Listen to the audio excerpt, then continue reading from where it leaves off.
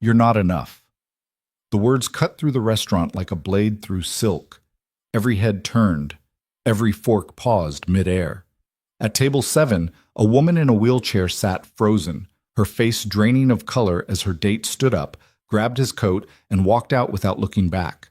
The silence that followed was suffocating. But at table 12, a man with sharp eyes and an expensive watch made a decision that would shatter everything he thought he knew about himself. This isn't a fairy tale. It's messier than that. It's about a billionaire who couldn't look away, a woman who'd forgotten how to hope, and the single choice that proved sometimes the bravest thing you can do is stay. Before we dive in, hit that like button and drop a comment with your city so I can see how far this story travels.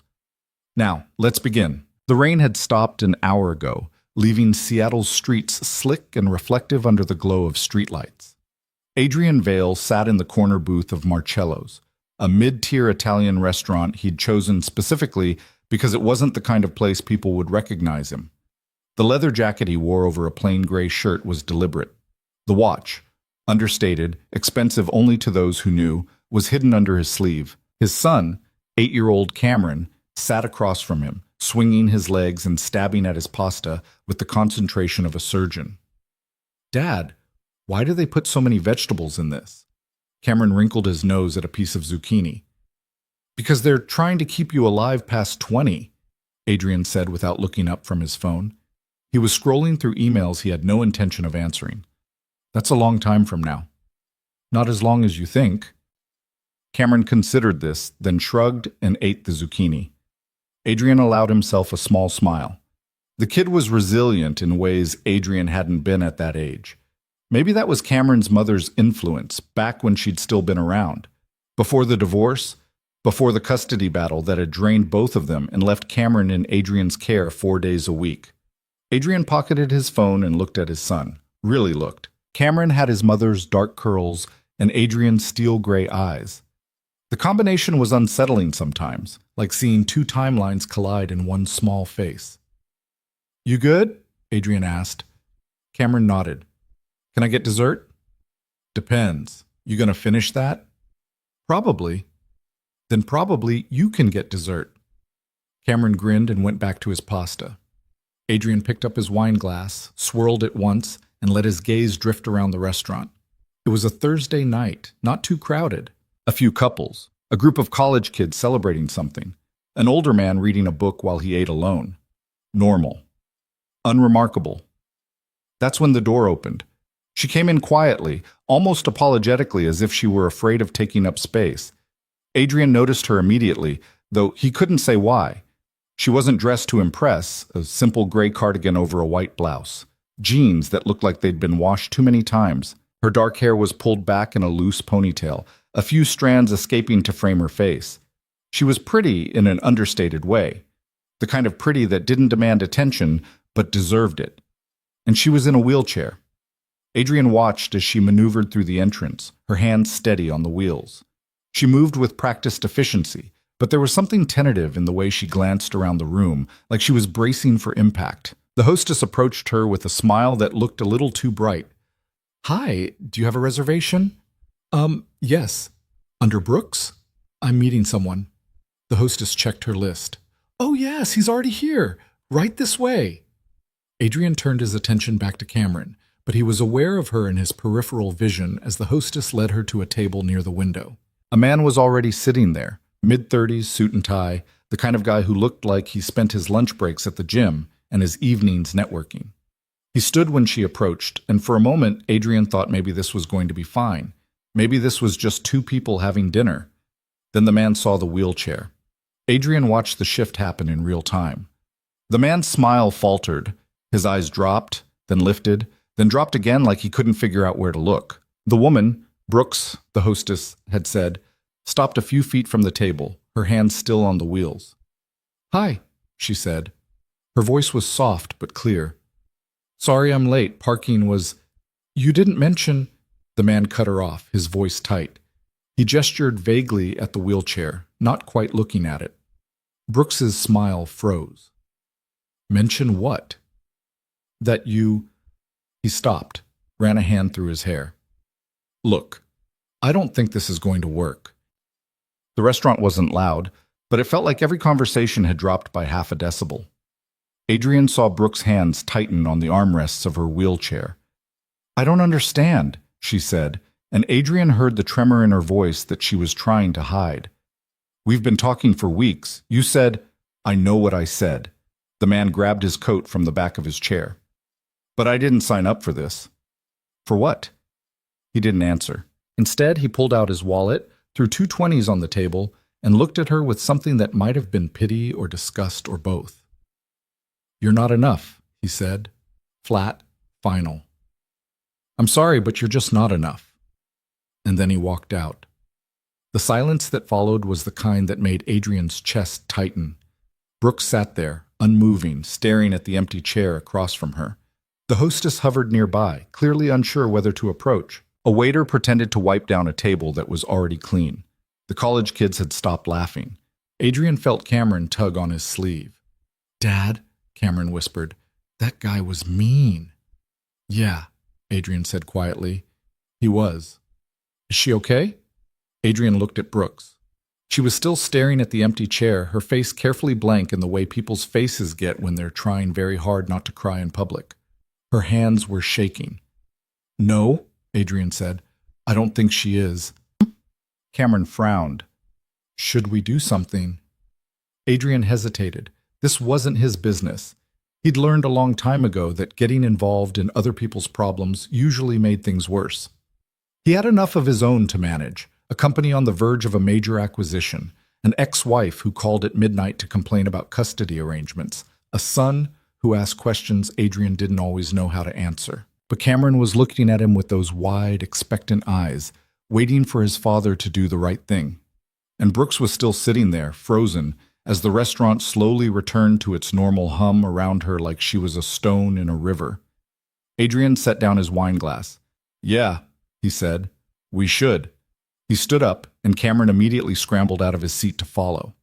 Adrian crossed the restaurant with his son at his heels, weaving between tables until he reached Brooks. She didn't notice him at first. She was staring down at her hands now, her breathing shallow and controlled.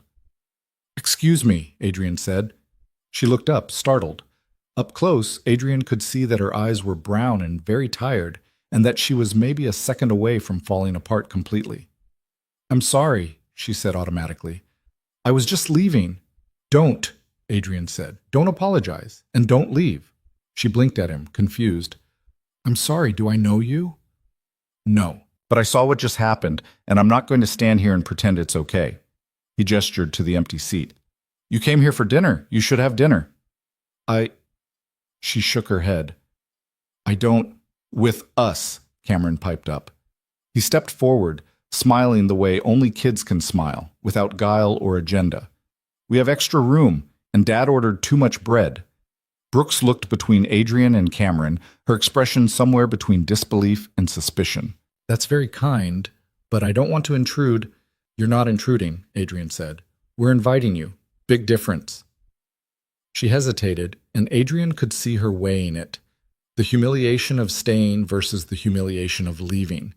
The fear of accepting help versus the exhaustion of always refusing it. "Please," Cameron said. "I hate eating vegetables alone." That got a flicker of a smile from her. Small, but real. "Okay," she said finally. "Okay, thank you." Adrian nodded to the hostess, who quickly cleared Brooks' table and helped arrange things so she could join them.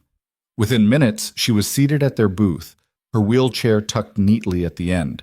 Cameron had already launched into an explanation of why zucchini was a conspiracy, and Brooks was listening with the kind of attention that suggested she was grateful for the distraction. Adrian watched them for a moment, then caught the waiter's eye and ordered another glass of wine. For her, not him.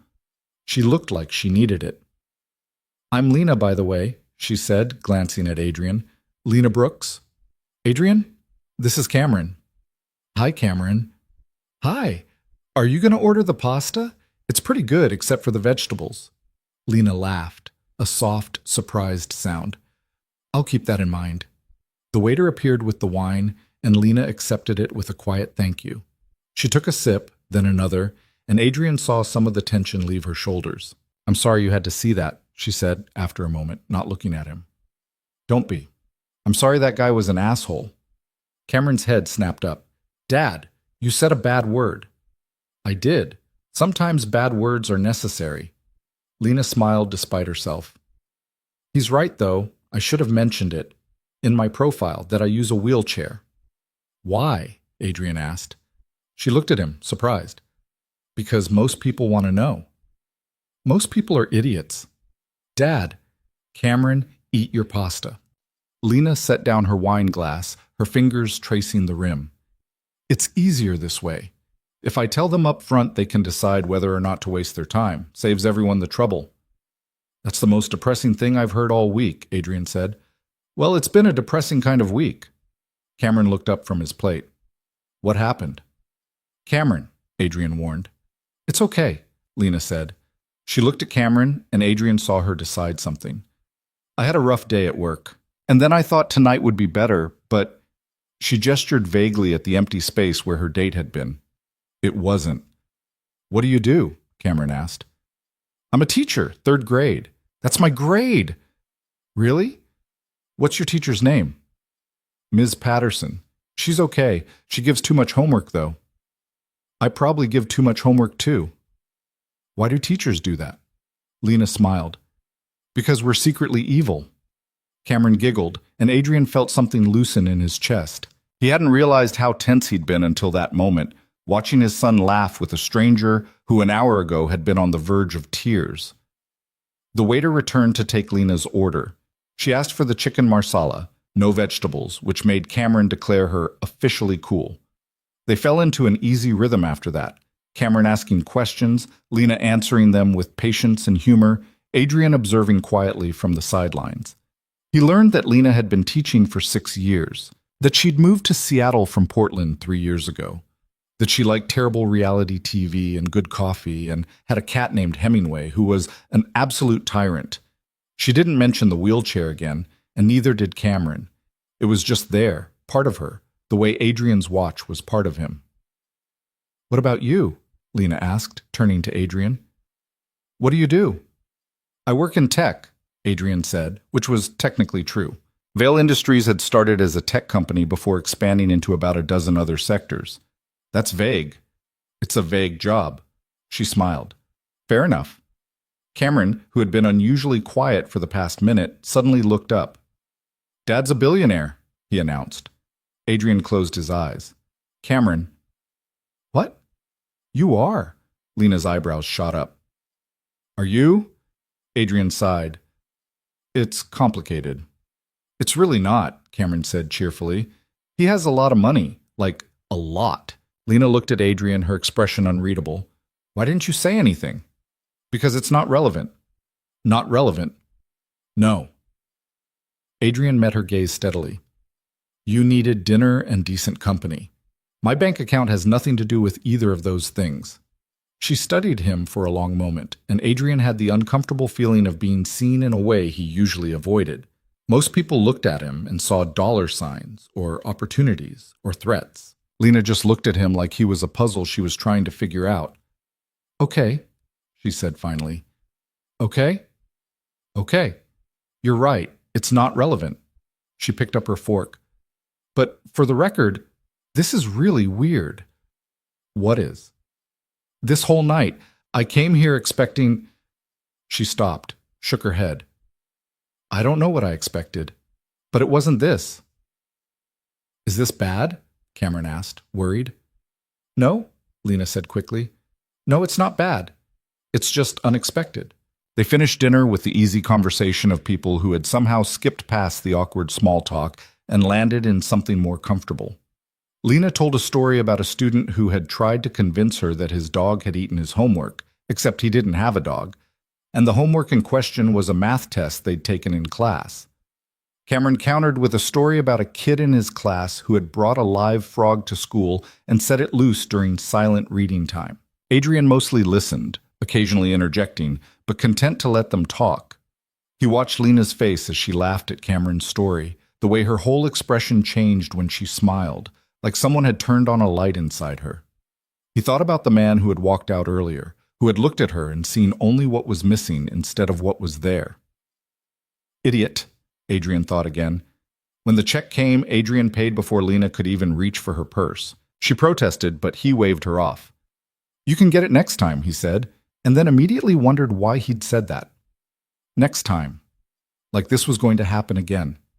But Lena didn't look uncomfortable. She just smiled and said, "Deal." They walked out together, or rather, Adrian and Cameron walked while Lena wheeled herself beside them. The Seattle air was cool and damp, carrying the smell of rain and asphalt. The parking lot was mostly empty now, just a few scattered cars under the yellow glow of streetlights. "Where are you parked?" Adrian asked. "Just over there." Lena pointed to a beat-up Honda near the edge of the lot. "We'll walk you." "You don't have to." "I know." They crossed the parking lot in comfortable silence. When they reached Lena's car, she unlocked it and transferred from her wheelchair to the driver's seat with practiced efficiency. Adrian noticed the hand controls on the steering column, the way she folded the wheelchair and hefted it into the back seat like she'd done it 1,000 times before. "Thank you," Lena said, looking up at Adrian. "For tonight. You didn't have to do that." "Yeah, I did." "Why?" Adrian thought about it. "Because Cameron was watching, and I want him to grow up knowing that when someone needs help, you help them. No conditions, no questions." Lena's eyes softened. "You're a good dad." "I'm a work in progress." "Aren't we all?" Cameron tugged on Adrian's hand. "Dad, can we see Lena again?" Adrian looked at Lena, saw the flicker of hope and fear cross her face in equal measure. "I don't know, buddy. That's up to her." Lena bit her lip. "I'd like that," she said quietly. "If you're serious." "I'm serious." She smiled. A real smile this time, not the careful, guarded ones from earlier. "Then, yeah, I'd really like that." They exchanged numbers, Adrian typing hers into his phone while Cameron bounced impatiently beside him. When they were done, Lena started her car and rolled down the window. "Good night, Adrian." "Good night, Cameron." "Good night," Cameron waved enthusiastically. Adrian raised a hand. "Drive safe." She pulled out of the parking lot, her taillights disappearing into the Seattle night. Adrian and Cameron stood there for a moment, watching her go. "I like her," Cameron said. "Yeah," Adrian said. "Me too." They walked to Adrian's car, a black Tesla that Cameron insisted on calling the spaceship, and climbed in. Cameron buckled himself in the back seat while Adrian started the engine. "Dad?" "Yeah?" "That guy who left her, he was wrong, right?" Adrian looked at his son in the rearview mirror. "Yeah, buddy, he was really wrong." "Good. I thought so." They drove home through streets that were quiet and nearly empty, the city settling into its late-night rhythm. Adrian's mind was already racing ahead, to the acquisition deal he had to close next week, to the meeting with his lawyers about custody arrangements, to the 1,000 small fires he'd have to put out tomorrow. But underneath all of that, there was something else, something he hadn't felt in a long time. Curiosity. He thought about Lena Brooks, the way she'd held herself together when most people would have fallen apart. The way she'd laughed with Cameron like the worst night of her week hadn't just happened. The way she'd looked at Adrian without seeing his money or his reputation, just him. He wondered what her story was. What had put her in that wheelchair? What had brought her to Seattle? What made her wake up every morning and face a world that clearly wasn't built for her and probably never would be? He wondered if she'd actually want to see him again, or if she'd wake up tomorrow and realize that accepting his invitation had been a moment of weakness she'd regret. He wondered if he was making a mistake. "Probably," a voice in his head said. It sounded a lot like his ex-wife. But Cameron was humming in the back seat, happy in a way Adrian hadn't seen in weeks. And Adrian's phone was heavy in his pocket, Lena's number saved under a contact he'd labeled simply Lena B. Adrian pulled into his driveway, a modern house in Queen Anne that was too big for two people but had seemed necessary at the time, and killed the engine. Cameron unbuckled himself and tumbled out of the car, already talking about whether they should have pancakes or waffles for breakfast. Adrian followed him inside, his mind still half in that parking lot, watching taillights disappear into the dark. The house was quiet. The housekeeper had left hours ago.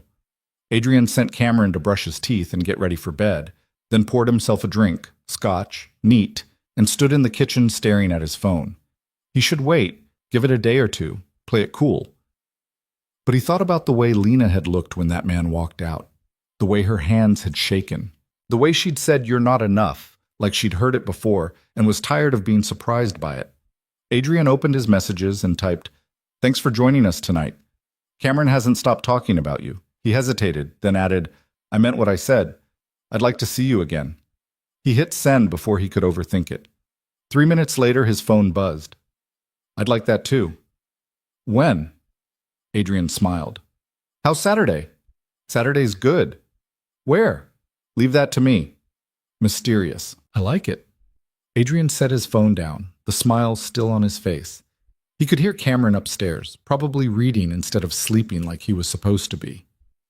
The house didn't feel quite so empty anymore. He finished his scotch and headed upstairs, already thinking about Saturday, already wondering what the hell he'd gotten himself into.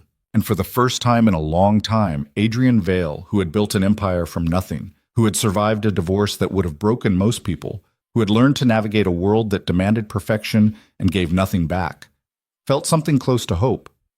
It scared him more than he wanted to admit. But he didn't put the phone down, and he didn't delete Lena's number. He just stood there in his too big house, listening to his son hum in the next room, thinking about a woman in a wheelchair who had somehow managed to make him feel something other than tired. Tomorrow, he'd go back to being Adrian Vale, billionaire, CEO, single father, always 3 steps ahead and never quite satisfied. But tonight, he was just a man who'd done something kind and found himself wanting to do it again. That would have to be enough. For now. Saturday came faster than Adrian expected. He'd spent the better part of Friday evening second-guessing himself, staring at restaurant reviews on his laptop while Cameron did homework at the kitchen table. Nothing felt right. Too fancy would look like he was showing off. Too casual would seem like he didn't care. He'd finally settled on a small French bistro in Fremont that had good reviews and didn't require a tuxedo. "You're nervous," Cameron observed, not looking up from his math worksheet. "I'm not nervous." "You've changed your shirt 3 times. Adrian looked down at the blue button-down he was wearing. "How do you even know that?" "I have eyes, Dad. Also, you only check your phone that much when you're nervous." Adrian set his phone face down on the counter. "I'm just making sure everything's set. For your date." "It's not a date." Cameron looked up, grinning. "It's totally a date." Adrian opened his mouth to argue, then closed it. "Finish your homework." "I'm just saying you like her." "I barely know her." "You smiled at your phone yesterday. You never smile at your phone." Adrian picked up his coffee mug just to have something to do with his hands. "That's not true." "Name one time." Adrian couldn't. He took a sip of coffee instead. Cameron went back to his math, still smiling. "It's okay, Dad. I like her too. She's cool." "Yeah," Adrian said quietly. "She is." Now it was Saturday afternoon, and Adrian was standing in front of his closet, trying to decide if jeans were too casual or if slacks would make him look like he was trying too hard. His phone buzzed on the dresser. A text from Lena. "Still on for tonight? No pressure if you changed your mind." Adrian typed back immediately. "Definitely still on." "Picking you up at 7? I can meet you there." "I know, but I'd like to pick you up." There was a pause, longer than the previous ones. Adrian could almost see her sitting somewhere, phone in hand, deciding whether to let him do this. "Okay. 1247E Republican Street, Apartment 3. B. See you at 7. Adrian set the phone down and went with the jeans. Dark, no holes, paired with a gray sweater that Cameron had once said made him look like a person instead of a boss. He wasn't entirely sure that was a compliment, but he'd take it. At 6:30, he said goodbye to Cameron, who was staying with Mrs. Chen from next door. She was a retired schoolteacher who had somehow decided that Adrian and Cameron needed looking after, and who made the kind of dumplings that Cameron would probably sell state secrets for. "Have fun on your date," Cameron called as Adrian headed for the door. "It's not—" Adrian stopped. "Thanks, buddy." Mrs. Chen smiled knowingly. "You look nice, Mr. Vale." "Thank you, Mrs. Chen." "This is the teacher, the one from Thursday?" News traveled fast, apparently. "Yes." "Good. You need someone sensible. Your ex-wife was too much drama." Adrian didn't disagree, so he just nodded and left before Mrs. Chen could offer any more relationship advice. The drive to Capitol Hill took 15 minutes in Saturday traffic. Lena's building was an older brick structure with a ramp leading to the entrance and an elevator that looked like it had seen better days. Adrian pressed the buzzer for 3B and waited. "Hello?" Lena's voice came through the intercom, slightly distorted. "It's Adrian. Come on up. Door's unlocked." The elevator groaned its way to the third floor. Adrian found apartment 3B at the end of the hall and knocked twice before pushing the door open. "In here!" Lena called from somewhere inside. Adrian stepped into a small living room that was crammed with bookshelves, a couch that had definitely been bought secondhand, and approximately 1,000 plants on every available surface. A large orange cat was sprawled across the back of the couch, watching him with the disdain that only cats can manage. "That's Hemingway," Lena said, wheeling herself out from what Adrian assumed was the bedroom. "He's judging you. He judges everyone." Adrian looked at the cat. The cat looked back, unimpressed. "Fair enough," Adrian said, then turned to Lena and forgot about the cat entirely. She was wearing a dark green dress that brought out the gold flecks in her brown eyes, her hair down around her shoulders instead of pulled back. She'd done something with makeup that made her look both natural and somehow more present, more vivid. "You look beautiful," Adrian said, and immediately felt like an idiot for how that came out. Too fast, too sincere. But Lena smiled, a real smile that reached her eyes. "Thank you. You clean up pretty well yourself." "I try." She grabbed a black cardigan from the arm of her wheelchair and pulled it on. "So where are we going?" "It's a surprise." "I don't like surprises." "You'll like this one." Confident. Hopeful. Lena studied him for a moment, then nodded. "Okay, let's go." Getting to the car was easier than Adrian expected. The building had a ramp, and Lena transferred to the passenger seat while Adrian folded her wheelchair and put it in the trunk. She'd brought a pillow that she positioned behind her back without comment, adjusting herself with the kind of efficiency that spoke to years of practice. "You okay?" Adrian asked as he slid into the driver's seat. "Yeah, just getting comfortable. Long sitting can be—" She stopped, shook her head. "Sorry. You don't need the medical rundown." "I don't mind." "Most people mind." "I'm not most people." Lena glanced at him. "No. I'm starting to figure that out." Adrian pulled out into traffic, heading toward Fremont. The bistro wasn't far, but he took the long way, looping along the water where the evening light turned everything soft and golden. "So," Lena said after a few minutes of comfortable silence, "are you going to tell me anything about yourself, or are we going to keep playing mysterious billionaire?" Adrian smiled. "What do you want to know?" "I don't know, normal stuff. Where are you from? How did you end up in Seattle? Why tech?" "Ohio. I came out here for college and never left. And tech because I was good at it, and it paid well." "That's the shortest biography I've ever heard. I'm efficient. You're evasive." Adrian couldn't argue with that. "Okay, fine. I grew up outside Cleveland in a town that had more cows than people. My dad worked at a factory. My mom was a nurse. I got a scholarship to UW, studied computer science, started a company in my garage with 2 friends, and somehow didn't fail." "Somehow?" "We almost failed a lot, especially at the beginning.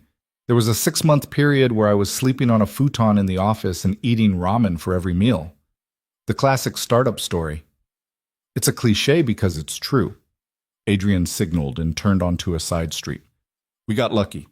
Right place, right time, right product. 5 years later, we sold to a bigger company for enough money that I could start Vail Industries. And now you're a billionaire who eats at mid-tier Italian restaurants. I like mid-tier Italian restaurants. They don't care who you are." Lena was quiet for a moment. "Is that hard? People caring who you are all the time?" "Sometimes. Yeah." "Is that why you didn't tell me? On Thursday?" Adrian thought about it. "Partly, but also because it didn't matter. You needed someone to not be an asshole. My bank account had nothing to do with that. But it has something to do with this?" "Does it?" Lena looked out the window at the water, the light catching in her hair. "I don't know yet. Ask me after dinner." They pulled up to the bistro a few minutes later. It was small, tucked between a bookstore and a vintage clothing shop, with string lights in the windows and mismatched chairs on the sidewalk. Adrian had called ahead to make sure they could accommodate a wheelchair, and the owner had assured him it wouldn't be a problem. It was a problem, not a big one, but enough. The door was narrow, and while Lena could technically fit through, it required some maneuvering. The host looked flustered, apologizing too much, which just made it more awkward. By the time they were seated at a table near the back, Lena's jaw was tight. "I'm sorry," Adrian said once the host had left. "I should have checked." "It's fine." "It's not." "I should have—" "Adrian," Lena looked at him steadily. "It's fine. This is actually better than most places. At least they have a ramp in the back. That's a pretty low bar. Welcome to my life." Adrian didn't know what to say to that, so he just nodded and opened his menu. The bistro specialized in small plates, the kind of food that was meant to be shared. They ordered too much, Adrian's doing, and spent the next hour working their way through duck confit and roasted vegetables and bread that was still warm from the oven. "Okay," Lena said, stealing the last piece of bread before Adrian could grab it. "My turn. What's the story with Cameron's mom?" Adrian had been expecting this question, but it still made his chest tighten. "Her name is Vanessa. We were married for 5 years. Divorced 3 years ago." "What happened?" "The short version? We wanted different things. She wanted someone who would be home for dinner every night. I wanted to build an empire. Neither of us were willing to compromise." "And Cameron?" "We share custody, 4 days with me, 3 with her. It's—" Adrian stopped, searching for the right word. "It's fine. Not great, but fine."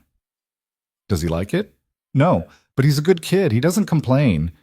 Lena set down her wine glass. "That's not the same as being okay." "I know." They were quiet for a moment. Then Lena said, "For what it's worth, he seems happy. When we had dinner on Thursday, he was happy. He liked you. I liked him too. He's sweet and funny, and he has good taste in dinner companions." Adrian smiled despite himself. "He gets that from me. Confident and hopeful. Interesting combination. I contain multitudes." Lena laughed, the same soft, surprised laugh from Thursday. "Quoting Whitman now?" "Careful. I might think you're cultured." "I read sometimes." "Let me guess. Business books? The Art of War? How to Win Friends and Influence People?" "Actually, I mostly read sci-fi. Bad sci-fi. The kind with explosions on the cover and plot holes you could drive a truck through." Lena's eyebrows shot up. "Really?" "Really. Vanessa hated it, said it was lowbrow." "Vanessa sounds exhausting." "She was. Is. I don't know. We're different people now." Lena nodded slowly, like she understood more than Adrian had said out loud. "What about you?" he asked, deflecting. "What's your story?" "Oregon, right? Portland? Born and raised. Moved here 3 years ago for the job." "Just for the job?" Lena hesitated, and Adrian saw the walls go up. Not completely, but enough. "Mostly, I needed a change. Seattle seemed like a good place to start over." "Start over from what?" "Life. All of it." She picked up her wine glass, took a sip. "I used to be a dancer. Ballet, mostly. Professionally. That was my whole world from the time I was 6 until I was 27.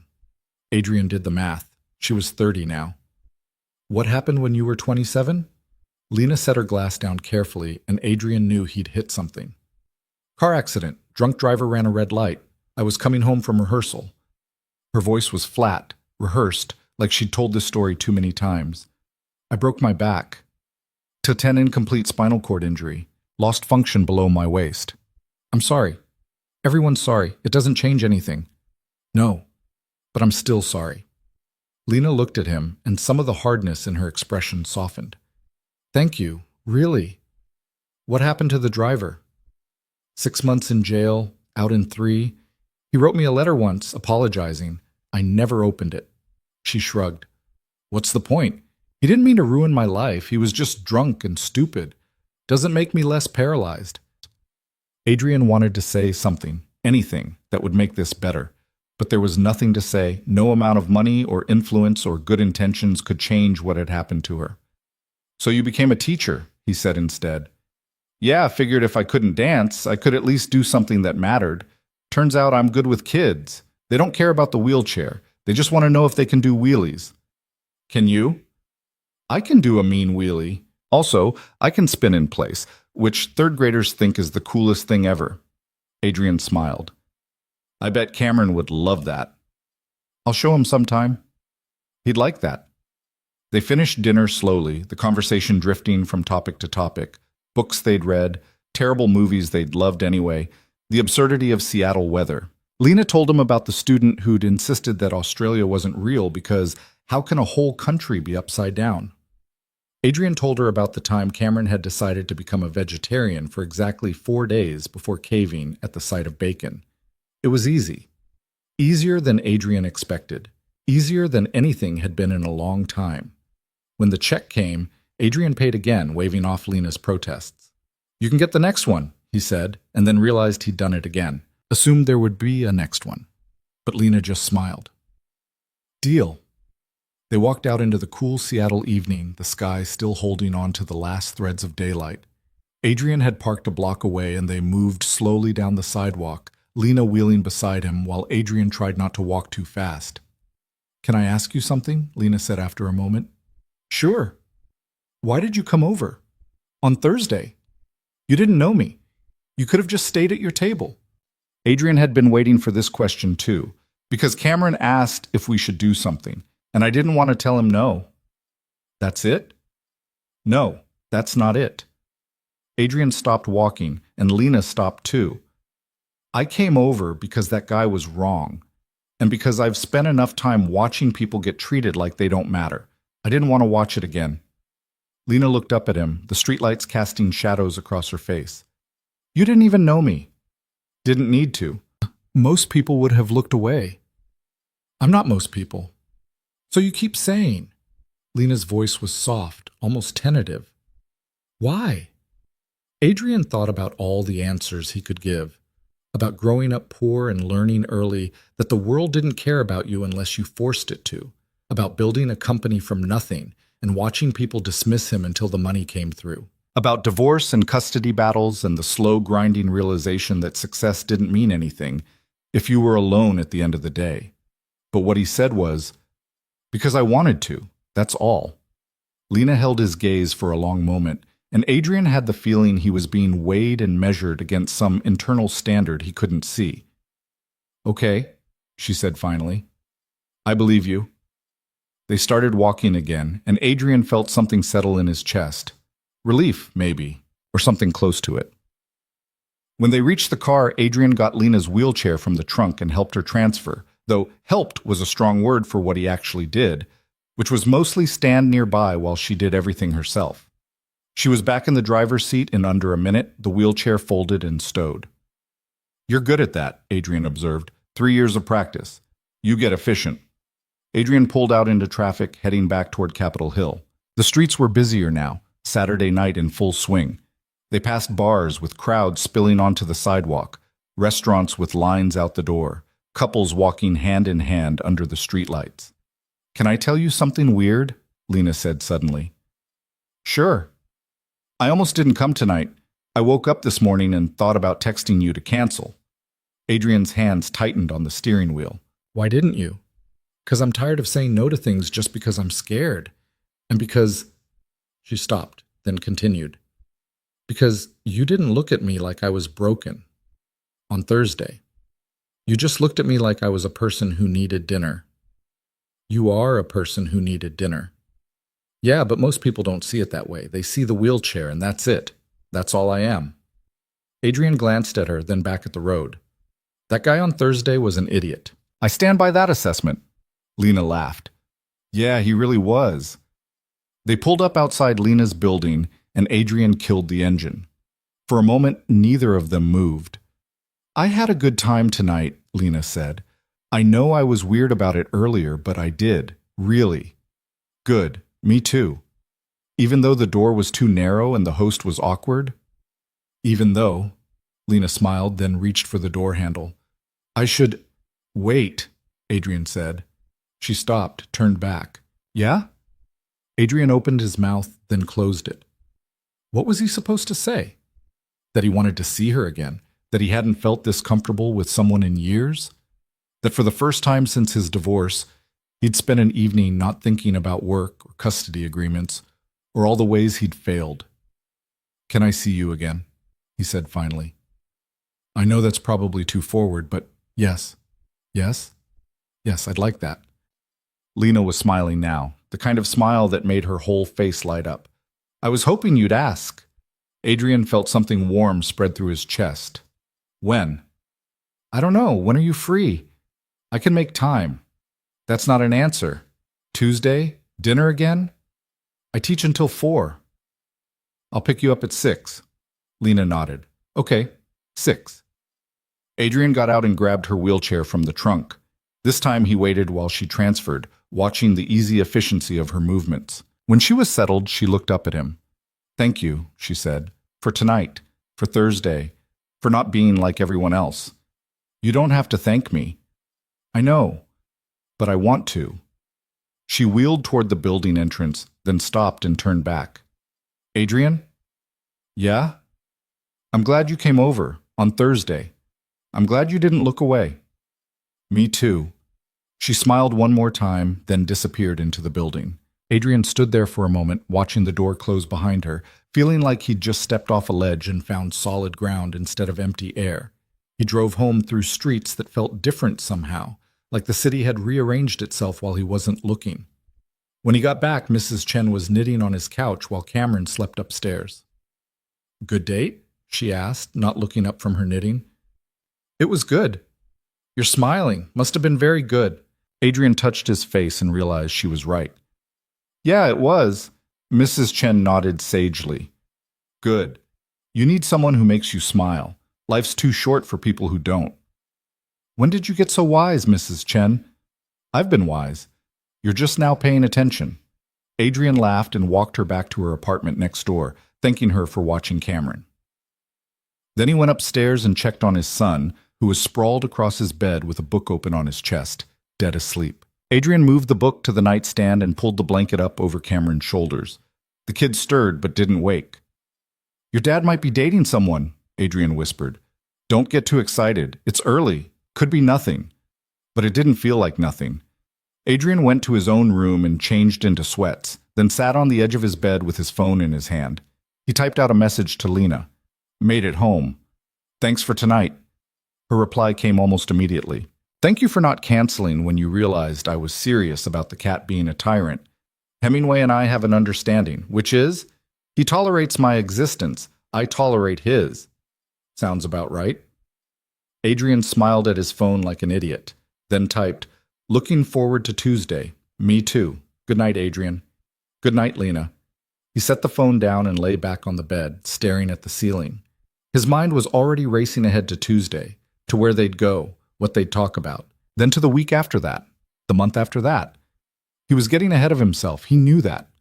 1 date, 2, technically, didn't mean anything. People had good first dates all the time, and then it fizzled out. That's how these things worked. But lying there in the dark, Adrian let himself hope. Just a little. The next few days passed in a blur. Work demanded his attention. There was always work, but Adrian found his mind drifting at odd moments. In the middle of a board meeting, during a conference call with investors, while reviewing quarterly reports that should have had his full focus.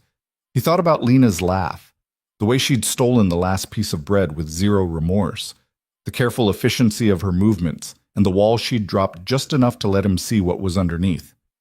Cameron noticed. Of course he noticed. You're doing it again, he said on Monday night while they ate takeout Thai food in the kitchen. Doing what? Smiling at your phone. Adrian looked down. Sure enough, Lena had just texted him a photo of Hemingway sitting in a box that was clearly too small for him, with the caption, "He's been like this for 20 minutes. Send help." I'm not smiling. You're totally smiling. Adrian set the phone face down. Eat your pad Thai. Is it Lena? Maybe.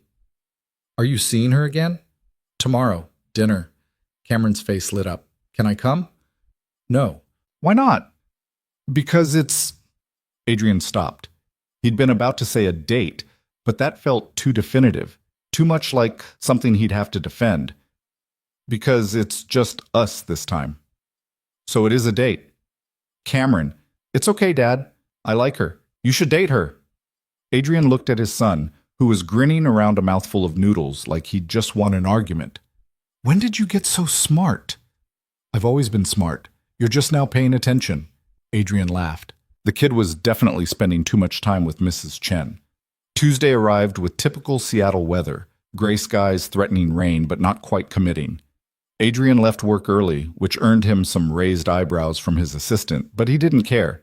He picked Lena up at 6 on the dot, finding her waiting outside her building in dark jeans and a blue sweater that made her eyes look almost gold. "Punctual," she observed as he helped with her wheelchair. "I try. Where are we going?" "You'll see." "Still with the mysterious thing. You said you didn't like surprises." "I don't. And yet here we are." Lena shook her head, smiling. "You're trouble." "I've been called worse." Adrian drove them to the waterfront to a small seafood place that hung out over the water on ancient pilings.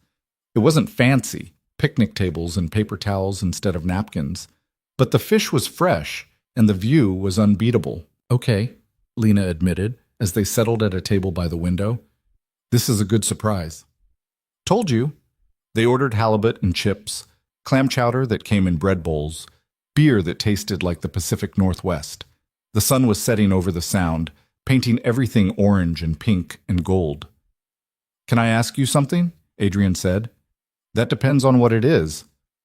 "Why third grade, specifically?" Lena looked surprised. "That's what you want to know?" "Yeah." She thought about it, swirling her beer. "Because they're still young enough to be excited about learning, but old enough to have real conversations. They ask the best questions. Weird questions, like why is the sky blue? But also why do people hurt each other? They haven't learned to censor themselves yet." "Sounds exhausting."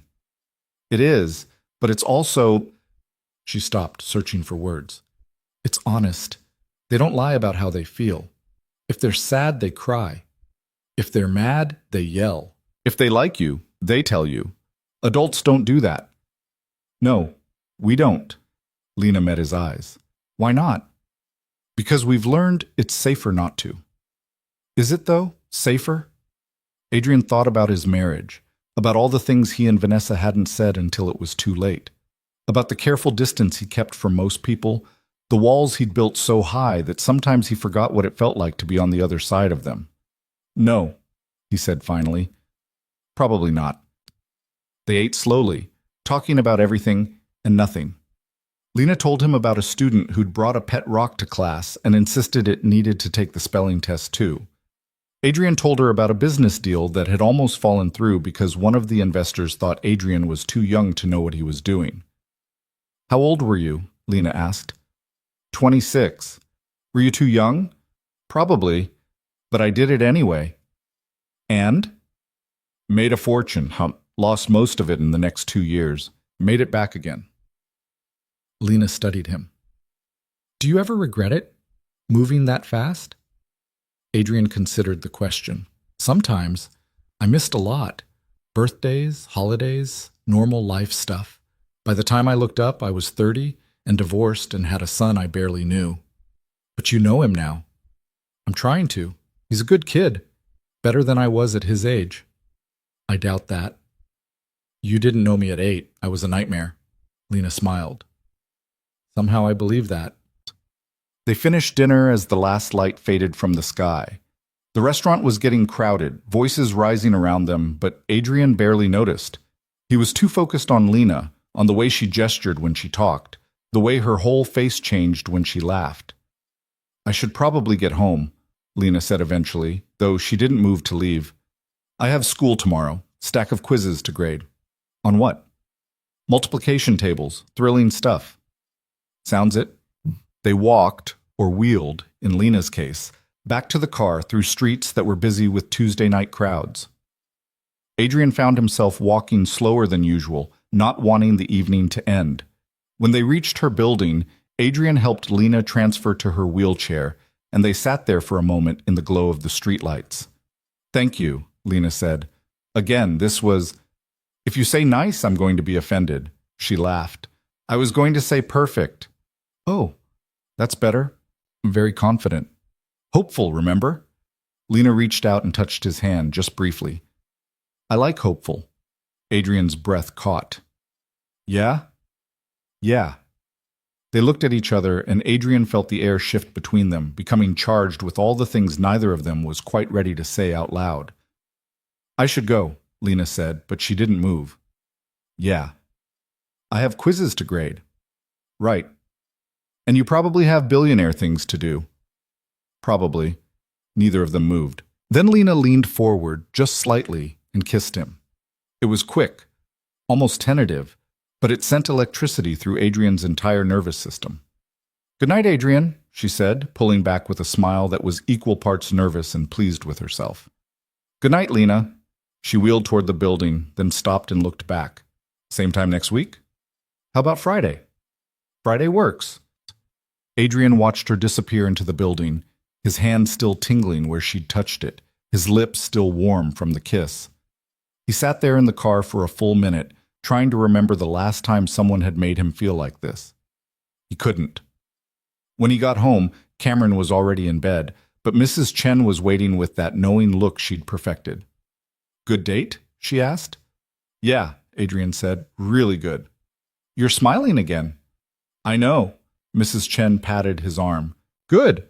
Keep smiling. It looks good on you. Adrian went upstairs and checked on Cameron, who was actually asleep this time, then went to his own room and collapsed on the bed. His phone buzzed. I kissed you. Was that okay? Adrian smiled and typed back, more than okay. Good. Because I've been thinking about doing that since Saturday. Why didn't you? Wasn't sure you wanted me to. I wanted you to. Good to know. Adrian set the phone down, still smiling like an idiot, and stared at the ceiling. This was happening. Whatever this was, it was actually happening. And for once, Adrian Vale, who had learned to plan everything, to strategize and calculate, and never take unnecessary risks, had absolutely no idea what came next. But he was okay with that. More than okay. He was hopeful. Friday came with actual sunshine, which in Seattle felt like a minor miracle. Adrian left the office at noon, claiming a family emergency to his assistant, who gave him a look that said she knew exactly what kind of emergency involved him checking his reflection in every available surface. You're terrible at lying, she'd said. I'm not lying. Cameron counts as family. Cameron's at school until 3. Adrian had given up and left. Now he was standing in his closet again, which was becoming a disturbing pattern. His phone buzzed. Lena. Still picking me up at 7, or did you come to your senses? He typed back. Definitely still picking you up, though I'm questioning my sanity for other reasons. Which are?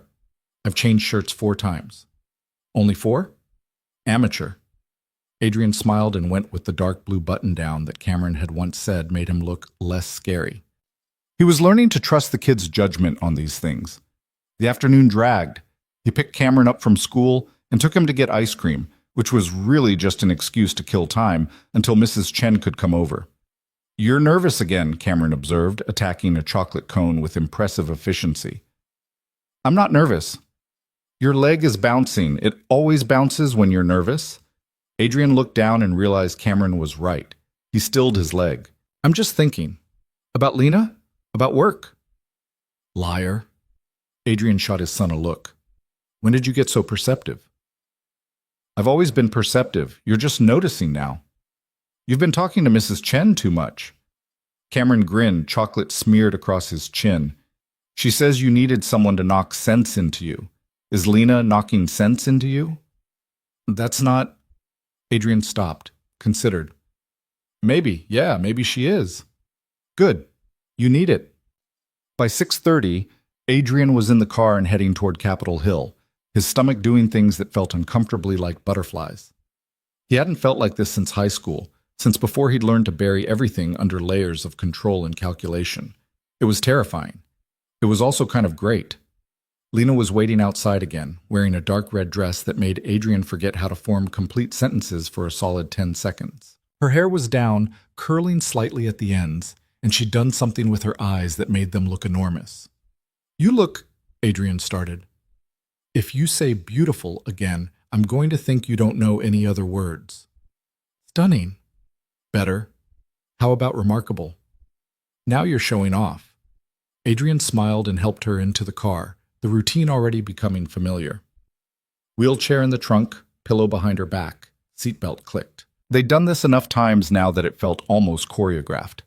"Where are we going?" Lena asked as Adrian pulled into traffic. "Not telling." "Adrian, it's a surprise."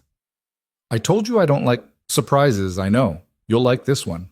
"You keep saying that because it keeps being true."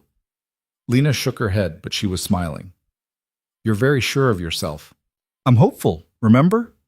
They drove north, out of the city, and into the hills where the houses got bigger and the streets got quieter.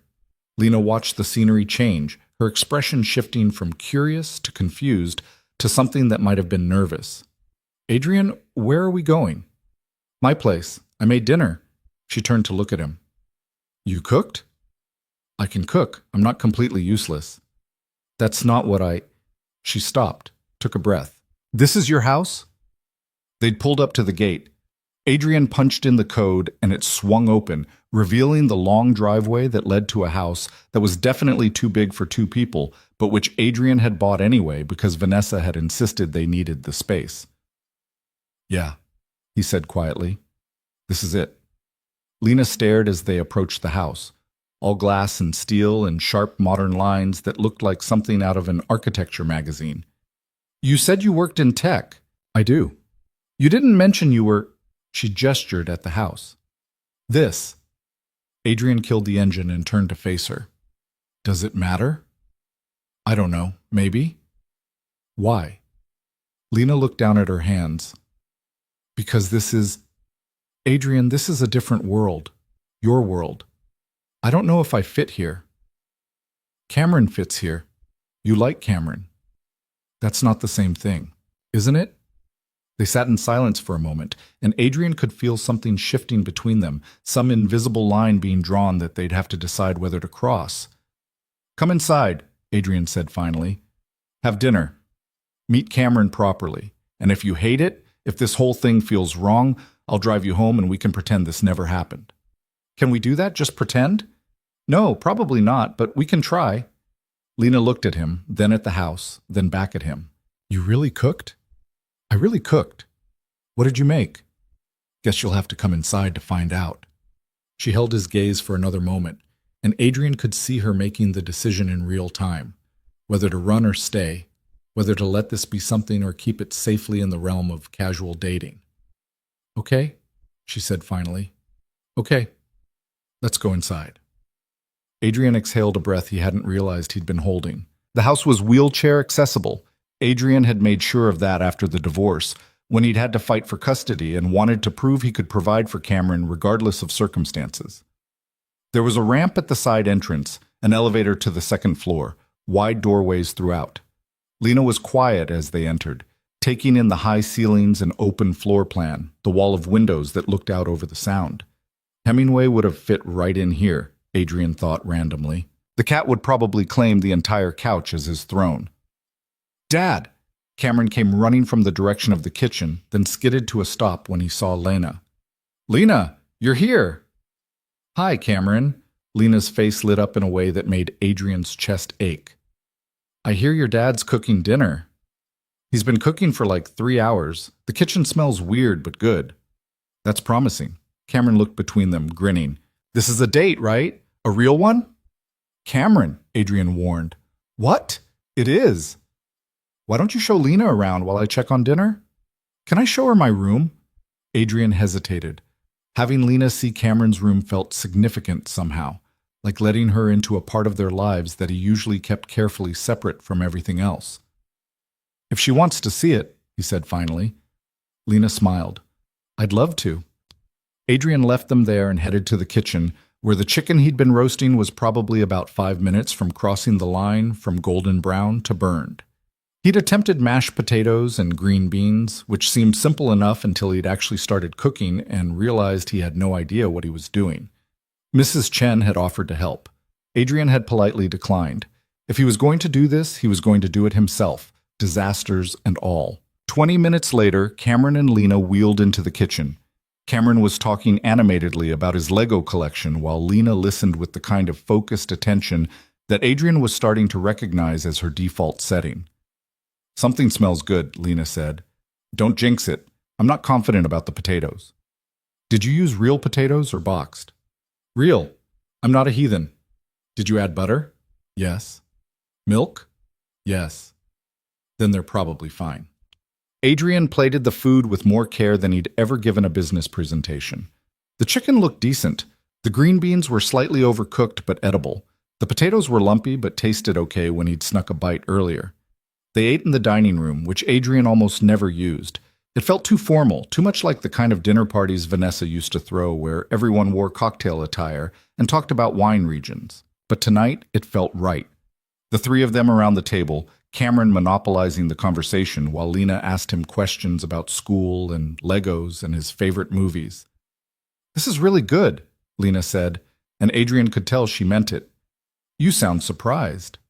"I am surprised. You're a billionaire who can cook. That feels unfair." "I told you, I lived on ramen for 6 months. You learn things." Cameron looked up from his chicken. "Can Lena come over more? I like when she's here." Adrian glanced at Lena, who had gone very still. "That's up to her, buddy." "Would you?" Cameron asked Lena directly. "Want to come over more?" Lena set down her fork. "I'd like that, if your dad's okay with it." "I'm okay with it," Adrian said quietly. Something passed between them then, some unspoken agreement that this was becoming real, that they were choosing to let it be real. After dinner, Cameron insisted on showing Lena his favorite movie, which turned out to be an animated film about a robot that Adrian had seen approximately 70 times and could probably recite from memory. They settled in the living room, Cameron on the couch, Lena beside him in her wheelchair, Adrian in the armchair trying not to be obvious about watching them instead of the screen. Halfway through, Cameron fell asleep against Lena's arm. She didn't move, just adjusted her position slightly to make him more comfortable, and kept watching the movie like having an 8-year-old drooling on her was the most natural thing in the world. Adrian's chest did that aching thing again. When the credits rolled, he carefully extracted Cameron and carried him upstairs to bed. The kid barely stirred, just mumbled something about robots and went back to sleep. Adrian pulled the blanket up and stood there for a moment, looking at his son and thinking about how much had changed in 2 weeks. When he came back downstairs, Lena was by the windows, looking out at the lights of Seattle spread below them like a constellation. "This view," she said without turning around. "I could look at this forever." Adrian crossed the room to stand beside her. "It's why I bought the house. Vanessa wanted something in Madison Park, all traditional and elegant. I wanted this." "Did you compromise?" "We bought this." She hated it, complained about it being too modern, too cold, too much glass. After the divorce, she couldn't wait to leave. Lena glanced at him. "But you stayed." "Yeah, I stayed." "Why?" Adrian thought about it. "Because it's mine. Not ours, not hers. Mine. And Cameron's. That mattered." They stood there in silence, watching the city lights, and Adrian felt the space between them humming with things unsaid. "I'm scared," Lena said finally, so quietly he almost didn't hear it. "Of what?" "This. You. All of it." She turned to face him. "I'm scared that I'm going to wake up and realize this is too good to be real. That you're too good to be real. That any minute now you're going to see me the way everyone else does and decide it's not worth the trouble." Adrian's chest tightened. "Lena, I know that's not fair to you. I know you've done nothing but show up and be kind, and—" She stopped, her voice catching. "But I can't help it. I've been here before. Not with someone like you, not exactly, but I've been the person who wasn't enough, and I'm terrified of being that person again." Adrian took a step closer, closing the distance between them. "You want to know what I see when I look at you?" "I'm not sure." "I see someone who got dealt a terrible hand and decided to keep playing anyway. Someone who teaches third graders and makes terrible jokes and kisses guys in cars when she's nervous." He reached out, tucked a strand of hair behind her ear. "I see someone who made my kid laugh for the first time in months. Someone who fits into my life in ways I didn't know I needed." Lena's eyes were bright with unshed tears. "Adrian, I'm not saying this is easy. I'm not saying I know what I'm doing, because I don't. I've been divorced for 3 years, and I haven't dated anyone seriously because I couldn't figure out how to let someone in. But then you showed up in that restaurant looking terrified and trying so hard to hold it together, and I—" He stopped, searching for the right words. "I couldn't look away, and I don't want to. What if I disappoint you?" What if you don't? Lena let out a breath that was half laugh, half sob. When did you get so optimistic? I'm not optimistic. I'm terrified too. But I'm also hopeful, and right now hopeful feels like enough. She looked at him for a long moment, and Adrian could see her deciding again, weighing the risk against the possibility of something real. Then she kissed him. It wasn't like the quick kiss in the car. This one was deeper, slower, full of all the things neither of them knew how to say out loud. Adrian's hands found her waist, and she reached up to cup his face, and for a moment everything else fell away. The house, the view, the fear, all of it. When they finally pulled apart, they were both breathing hard. Okay, Lena whispered. Okay? Okay, I'm in. I'm scared, and I don't know what I'm doing, but I'm in. Adrian rested his forehead against hers. Yeah? Yeah. They stayed like that for a while, wrapped up in each other while the city sparkled below them. Eventually, Lena pulled back, wiping at her eyes. I should probably go. It's late. Stay. She looked at him startled.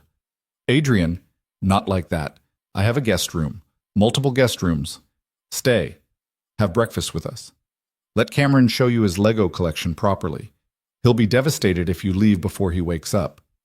Is that the only reason? No. I want you to stay. I want to wake up knowing you're here. Is that too much? Lena bit her lip. My cat's going to be pissed.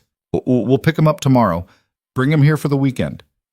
You want my cat in your house? I want you in my house. The cat's part of the package.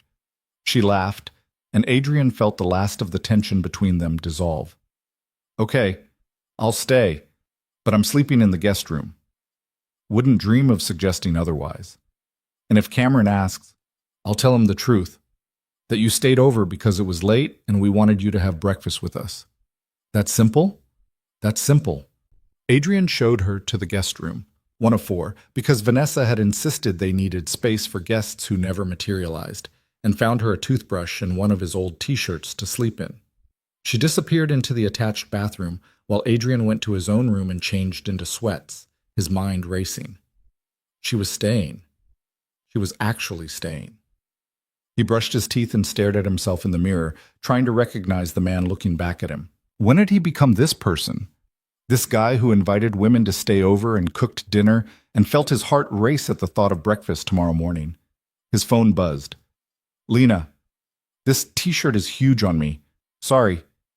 It's all I had. I'm not complaining. It's comfortable. Adrian smiled and typed, Good night, Lena. Good night. Thank you for tonight. All of it. Thank you for staying. Adrian set his phone on the nightstand and lay back, staring at the ceiling. She was down the hall, in his house, wearing his t-shirt. The thought made him feel like a teenager again, all nervous energy and possibility. He must have eventually fallen asleep because the next thing he knew, sunlight was streaming through the windows and he could hear voices downstairs. Cameron's high-pitched excitement and Lena's lower, amused responses. Adrian pulled on a t-shirt and headed down to find them in the kitchen. Cameron was showing Lena how to make his special pancakes, which apparently involved chocolate chips and way too much syrup. Lena was following his instructions with exaggerated seriousness, asking questions about measurements and technique while Cameron beamed with pride. Morning, Adrian said from the doorway. They both turned. Cameron grinned. Dad, Lena's making breakfast. I see that. How's it going? She's a natural, Cameron declared. Better than you. That's not a high bar, Lena said, flipping a pancake with more confidence than Adrian would have expected. Your dad burns toast. How did you know that? Lucky guess. They ate breakfast on the back deck, overlooking the garden that Adrian paid someone to maintain because he'd never had time to learn. The morning was cool but sunny, and Cameron was in rare form, telling stories about school and asking Lena approximately 800 questions about teaching. Do you give homework on Fridays? He asked. Sometimes. Why? Ms. Patterson gives us homework every Friday. It's cruel. It's 2 math problems, Cameron, Adrian said. Too many. Lena laughed. I'll make you a deal. When you're in my class, if you're ever in my class, I'll think about the Friday homework situation. Promise? I promise to think about it. Cameron considered this, then nodded. Fair. After breakfast, they picked up Hemingway from Lena's apartment. The cat took one look at Adrian's house and immediately claimed the largest couch as his new kingdom. Cameron was delighted. Hemingway was unimpressed, but willing to tolerate them. The weekend passed in a blur of normalcy that felt anything but normal. They took Cameron to the aquarium, where Lena knew an absurd amount about sea creatures, and Cameron hung on her every word. They ordered pizza and watched movies. They existed together in a way that felt easy and right and terrifying in its simplicity. Sunday evening, after Cameron was in bed and Hemingway was snoring on the couch, Adrian drove Lena home. They sat in the car outside her building, neither wanting the weekend to end. "Thank you," Lena said, "for this, for all of it. You keep thanking me, because I keep meaning it." Adrian reached across the console and took her hand. "I want to do this, really do this. Not just dates and dinners, but—" He stopped, trying to find the words. "I want you in my life, in Cameron's life. I want this to be real." Lena squeezed his hand. "It already is real." "Yeah, it is." She leaned across and kissed him, soft and quick. "I'll see you this week?" "Definitely." Adrian helped her with her wheelchair and watched her disappear into the building, Hemingway's carrier in her lap. When she was gone, he sat in the car for a long moment, feeling something settle in his chest that he hadn't felt in years. Peace. Maybe. Or something close to it. He drove home through quiet streets, thinking about the weekend, about the way Lena had fit into his life like she'd always been there, about the way Cameron had looked at her like she was the coolest person in the world, about the way his too-big house had felt full for the first time since the divorce. When he got home, Mrs. Chen was waiting with that knowing smile. "Good weekend?" she asked. "Really good." She stayed over. It wasn't a question. In the guest room. "Of course." Mrs. Chen patted his arm. "She's good for you. For Cameron, too." "Yeah, she is." "So don't mess it up." Adrian laughed. "I'll try not to." He went upstairs and checked on Cameron, who was asleep with a book about sea creatures that Lena had bought him at the aquarium gift shop. Adrian moved it to the nightstand and pulled up the blanket, then stood there looking at his son and thinking about how much had changed. 2 weeks ago, he'd been going through the motions.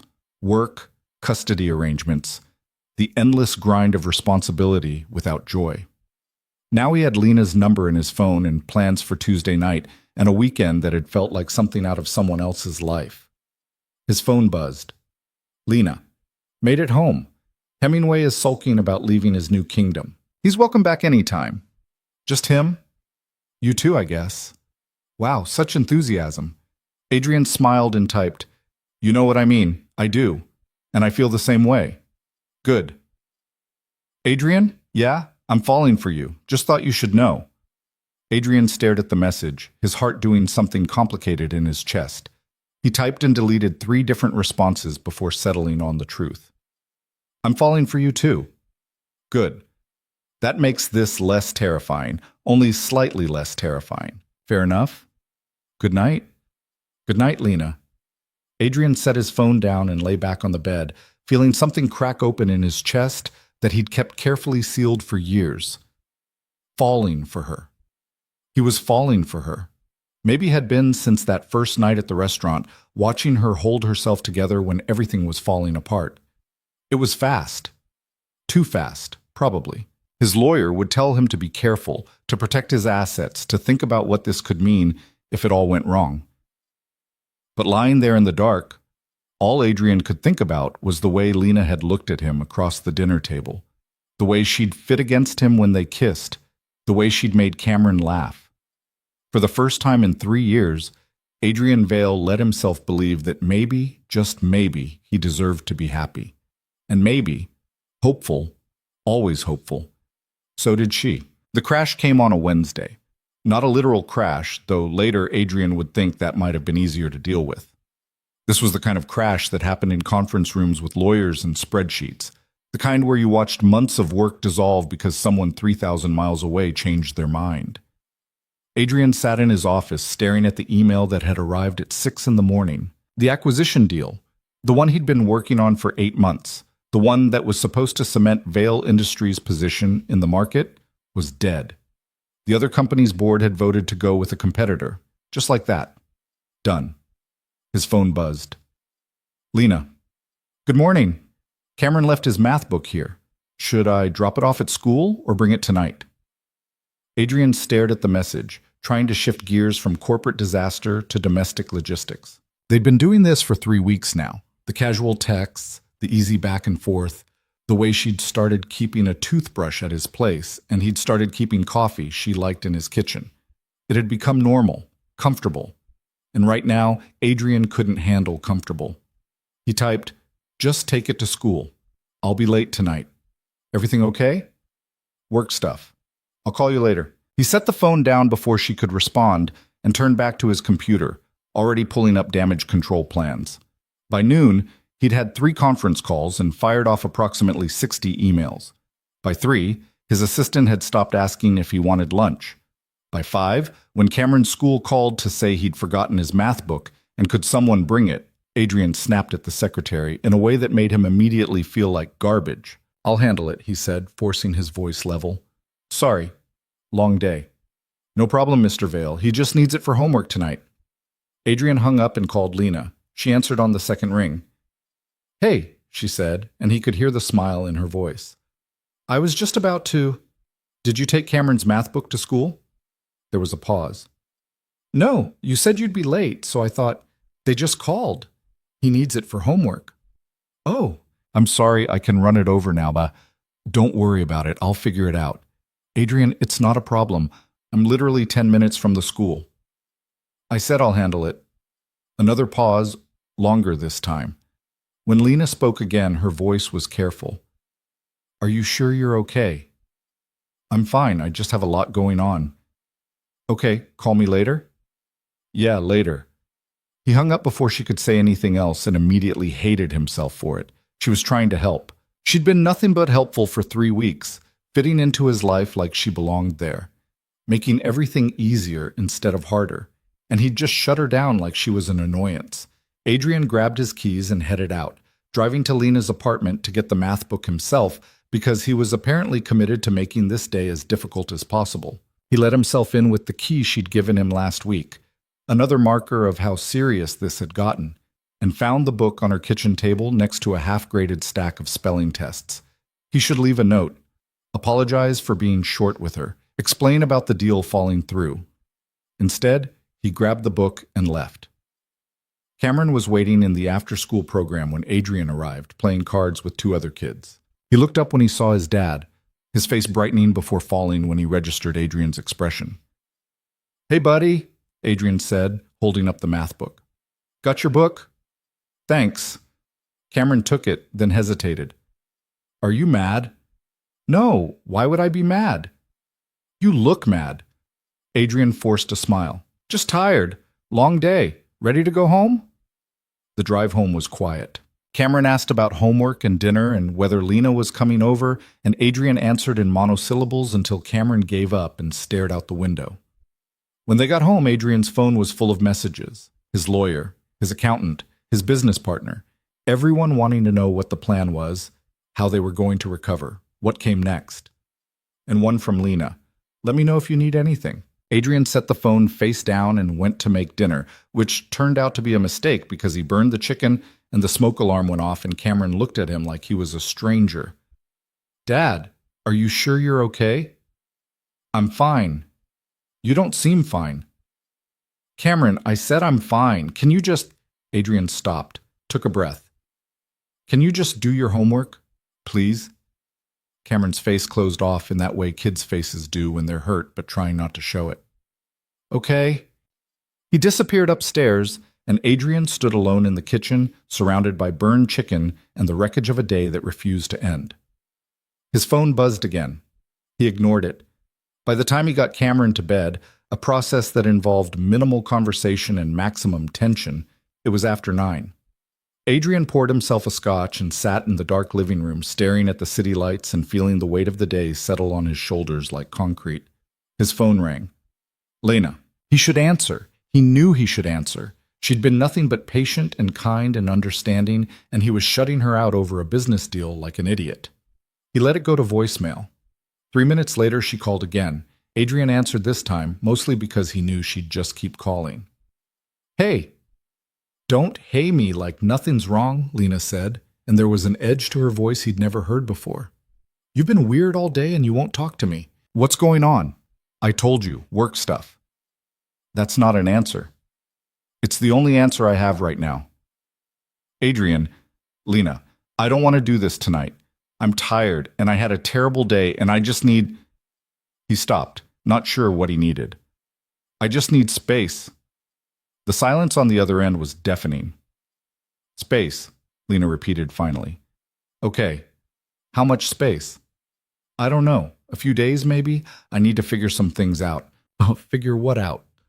Adrian didn't answer because he didn't have an answer. What was he figuring out? How to salvage a business deal, how to stop feeling like he was drowning, how to be the person Lena deserved when he could barely hold himself together. You know what? Lena's voice was tight now, controlled. Fine. Take your space. But Adrian, when you're done figuring things out, you should think about whether you actually want this, because I can handle a lot. I can handle bad days and work stress and all of it. What I can't handle is being shut out every time things get hard. That's not what I'm doing, isn't it? Adrian closed his eyes. Lena, call me when you're ready to actually talk. Not at me, not around things, but actually talk. She hung up before he could respond. Adrian sat there with the phone in his hand, feeling like he'd just stepped off a cliff. He'd done exactly what he'd promised himself he wouldn't do, pushed her away the minute things got complicated. And the worst part was he knew it. He could see himself doing it, could hear his ex-wife's voice in his head saying this was exactly why their marriage had failed, and he still couldn't seem to stop. He drained his scotch and poured another. The next day was worse. The deal was still dead, the board was demanding answers he didn't have, and Cameron barely spoke to him at breakfast. Adrian went through the motions at work, took calls and attended meetings, and signed documents, but his mind was somewhere else. On Lena. On the way her voice had sounded on the phone, on the fact that he'd heard her and then been too proud or too stupid or too scared to apologize. His assistant knocked on his door around 3. Mr. Vale, your 4 o'clock is here. Adrian looked at his calendar and saw Vanessa's name. Right, custody discussion. Because apparently this week wasn't terrible enough. Vanessa swept into his office like she owned it, all designer clothes and expensive perfume. They'd been divorced for 3 years, and she still moved through his space like it was hers. Adrian, she said, sitting without being invited, we need to talk about Christmas. It's September, and these things take planning. My mother wants Cameron for Christmas Eve. That's my week. I know, that's why we need to talk about it. Adrian rubbed his temples. Vanessa, can we do this another time? I'm in the middle of... You're always in the middle of something. She crossed her legs, studying him. You look terrible, by the way. Thanks. I'm serious. When's the last time you slept? I don't know. Tuesday? Vanessa's expression shifted, something almost like concern crossing her face. What's going on? The Meridian deal fell through. Oh. She was quiet for a moment. I'm sorry. I know you put a lot into that. Yeah. Is that why you're... She gestured vaguely at him. Like this? Adrian wanted to say yes. Wanted to blame everything on work, on the deal, on external factors he couldn't control.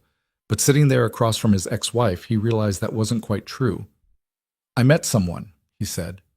Vanessa's eyebrows rose. You did? 3 weeks ago. Her name's Lena. She's a teacher. And I think I'm screwing it up. Vanessa leaned back, and Adrian could see her processing this. They'd been terrible together, but she'd known him for 10 years. She could read him better than almost anyone. How? She asked. The usual way. She wants me to talk about things. I want to pretend everything's fine. She wants to help. I want to handle it myself. So basically, you're doing exactly what you did with us. Adrian flinched. Yeah, basically. Vanessa was quiet for a long moment. Then she said, You know what your problem is, Adrian? I'm sure you're about to tell me. You think needing people makes you weak. You've always thought that. It's why you worked 80-hour weeks while we were married. It's why you never asked for help even when you were drowning. And it's why you're sitting here looking like death instead of calling this woman and telling her what's actually going on. Adrian didn't have a response to that. Vanessa stood up, smoothing her skirt. We'll talk about Christmas later. You have bigger problems right now. Thanks for the pep talk. Adrian. She paused at the door. If you actually like her, don't do what you did to us. Don't wait until it's too late to figure out that you can't do everything alone. She left, and Adrian sat there feeling like he'd been gutted.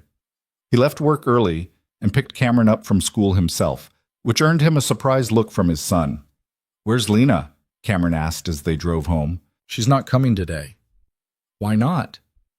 Because Adrian stopped. Because I messed up. Cameron was quiet for a minute. Then, did you guys break up? No, I don't know. Maybe. Are you going to fix it? I'm going to try. Good. I like her. I know you do, buddy. Do you like her? Adrian glanced at his son in the rearview mirror. Yeah, I really do. Then you should tell her that, instead of being weird and mad all the time. Adrian almost laughed. When did you get so smart? I've always been smart. You keep asking me that. They got home and Adrian ordered pizza because he didn't trust himself not to burn something else. After dinner, after Cameron was in bed, Adrian sat on the couch with his phone in his hand, staring at Lena's contact. He could text, keep it casual, keep his distance, protect himself. Or he could actually do what she'd asked. Talk. Really talk. Risk being vulnerable and honest and all the things that terrified him. Adrian hit call before he could talk himself out of it. Lena answered on the fourth ring. Hi. Hi. Can we talk? I thought you needed space. I did. I do. But I also... Adrian took a breath. I also need to apologize for Wednesday, for being an asshole, for shutting you out. Okay. Her voice was carefully neutral. I'm listening. The deal I'd been working on for 8 months fell through. The other company went with a competitor. I found out Wednesday morning and I spiraled. And instead of telling you that, instead of letting you help, I pushed you away. Like I always do. Why? Because that's what I know how to do. When things get hard, I handle it myself.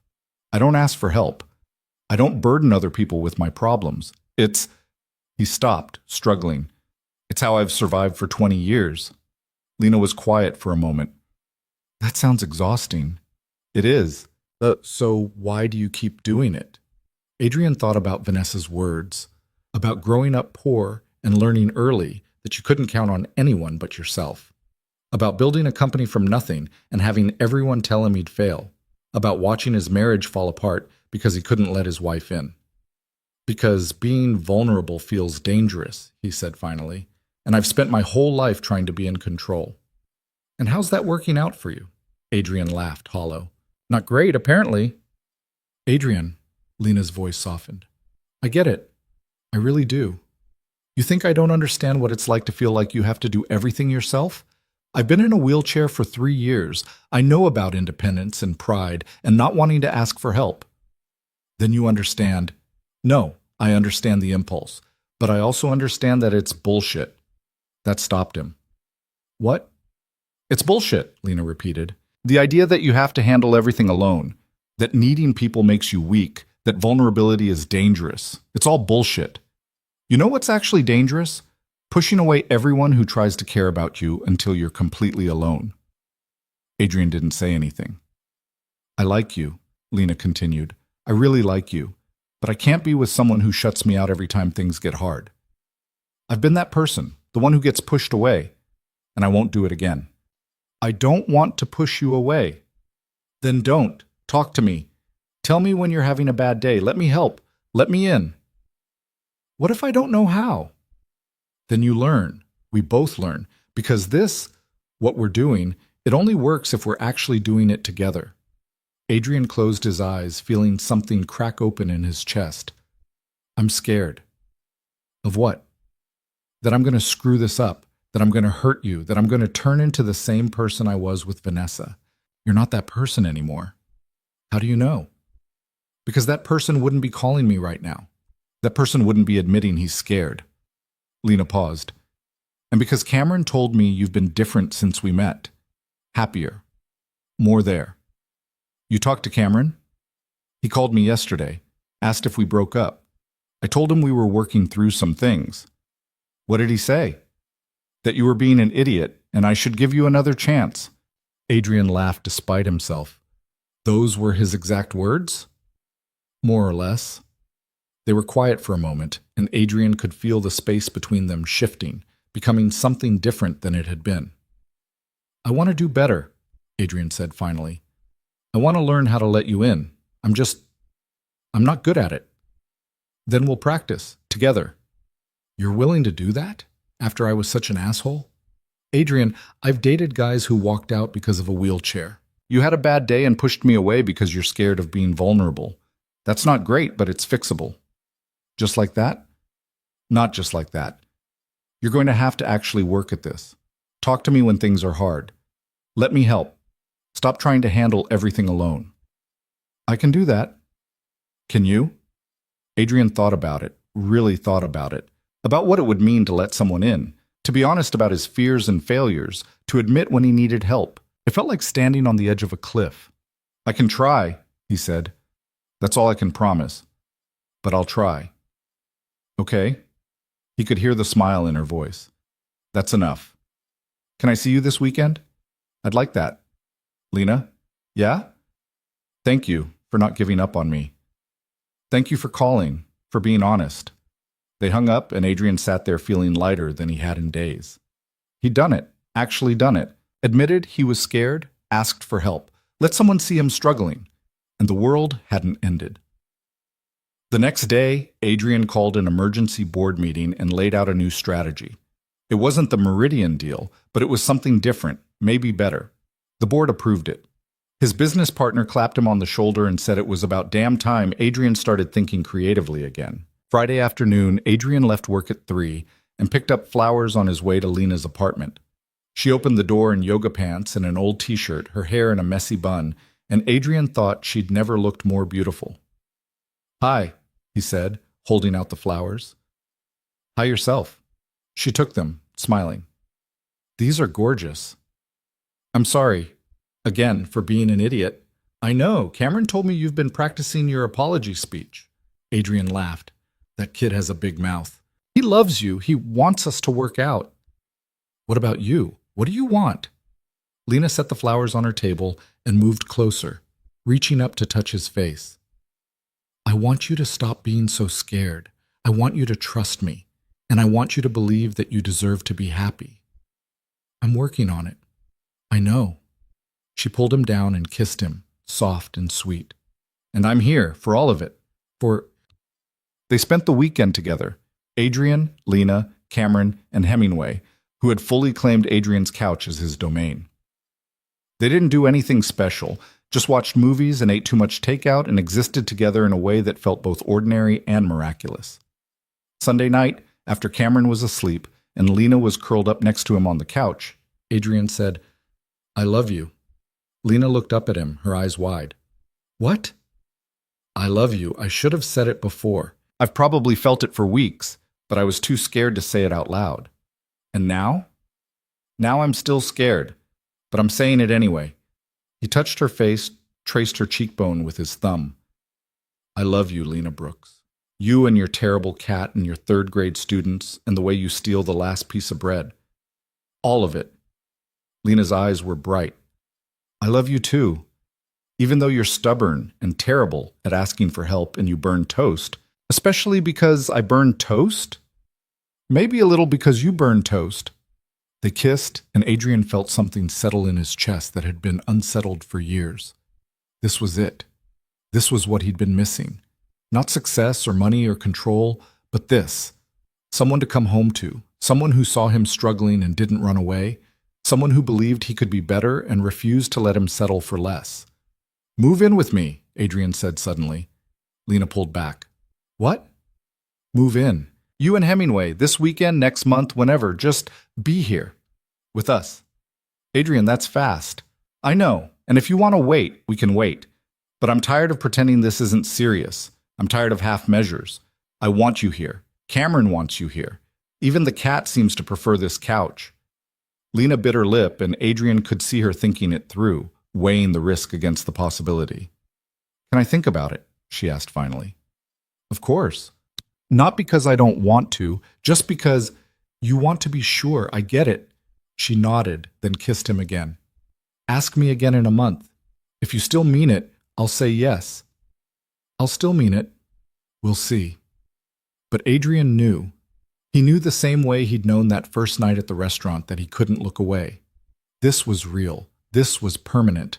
This was the thing he'd been looking for without knowing he was looking. And a month later, when he asked again, Lena said yes. Moving day happened on a Saturday in October when the rain had finally taken a break, and Seattle looked almost cheerful. Adrian had hired movers, but Lena had insisted on packing most of her stuff herself, which meant boxes were stacked haphazardly in her apartment with labels like kitchen, maybe, and books or clothes, forgot which. You're terrible at this, Adrian observed, looking at a box labeled simply stuff. I'm aware. But Lena was trying to wrangle Hemingway into his carrier, a process the cat was not cooperating with. I've moved twice in my life, and both times were disasters. That's comforting. Oh, relax. Your house is 10 times bigger than this place. We could lose half my stuff and you wouldn't even notice. Cameron was bouncing around the apartment like he'd been mainlining sugar, which he probably had because Mrs. Chen had made cookies that morning and sent them over. Can I help pack? He asked for the 15th time. You can help by not breaking anything, Adrian said. I won't break anything. 5 minutes later, there was a crash from Lena's bedroom. That wasn't me, Cameron called. Adrian closed his eyes. What did you break? Just a lamp, and it was already broken. Lena wheeled past Adrian, shaking her head.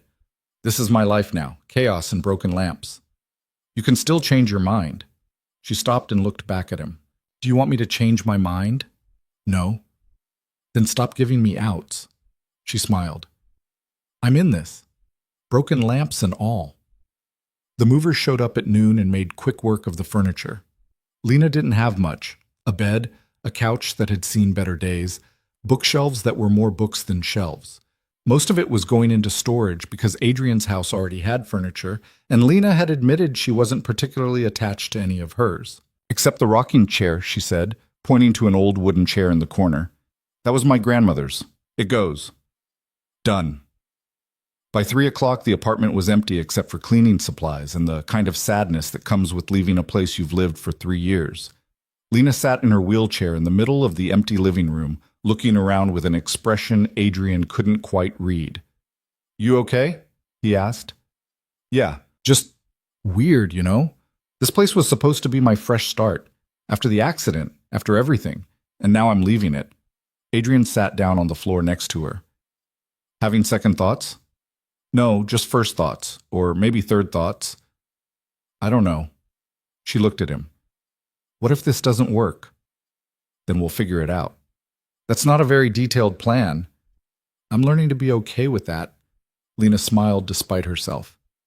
Look at you, growing as a person. I'm trying. Cameron ran in from checking the bathroom one last time. It's all empty. Can we go now? I want to show Lena where we're putting her stuff. We're putting her stuff where she wants it, buddy. But I have ideas. I'm sure you do. They locked up the apartment for the last time and headed to Adrian's house. Their house now, though Lena kept correcting herself when she said it. The movers were already unloading when they arrived. And for the next 2 hours, it was controlled chaos as boxes were moved and furniture was placed, and Hemingway escaped his carrier and disappeared into the house somewhere. He'll turn up, Lena said when Cameron started to panic. He's dramatic. He's probably claiming a new throne as we speak. She was right. They found him an hour later sprawled across Adrian's bed like he owned it. Guess I'm sleeping on the couch, Adrian said. Guess you're not. Lena wheeled past him into the bedroom. Hemingway, move.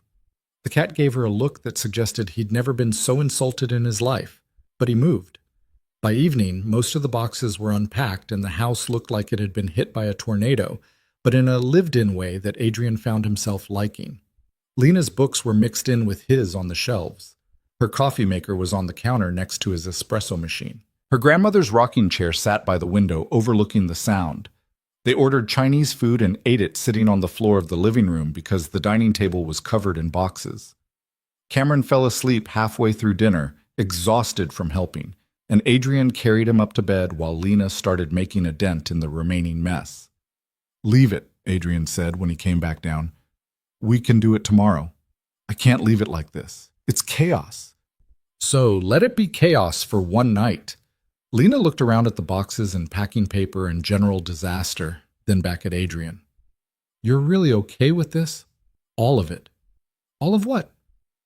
Me being here, taking up space, changing things. Adrian crossed the room and knelt down in front of her wheelchair. Lena, I asked you to move in because I wanted you here. Not a version of you that takes up less space. You, all of you, the books and the cat and the chaos. I want all of it. Her eyes were bright. Even when I leave my coffee cups everywhere? Even then. And when Hemingway knocks things off the counter, I'll learn to live with it. And when I have bad days and don't want to talk, Adrian took her hands. Then I'll sit with you until you do, or until you don't, whatever you need. Lena leaned forward and kissed him, soft and slow. I love you. I love you too.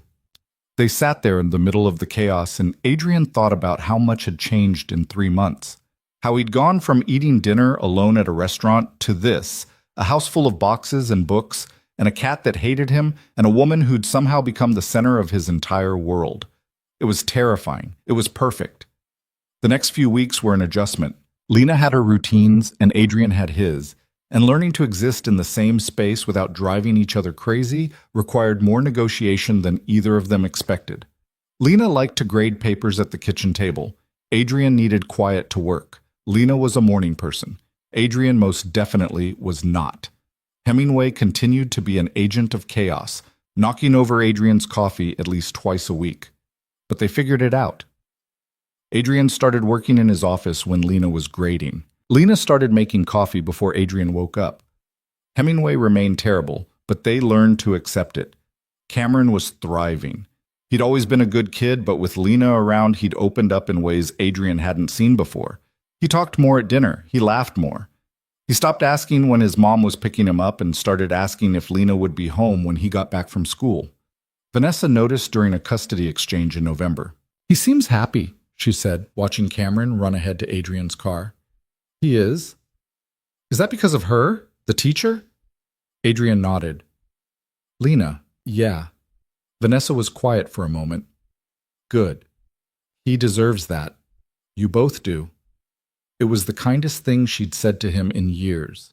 Thanksgiving came and went.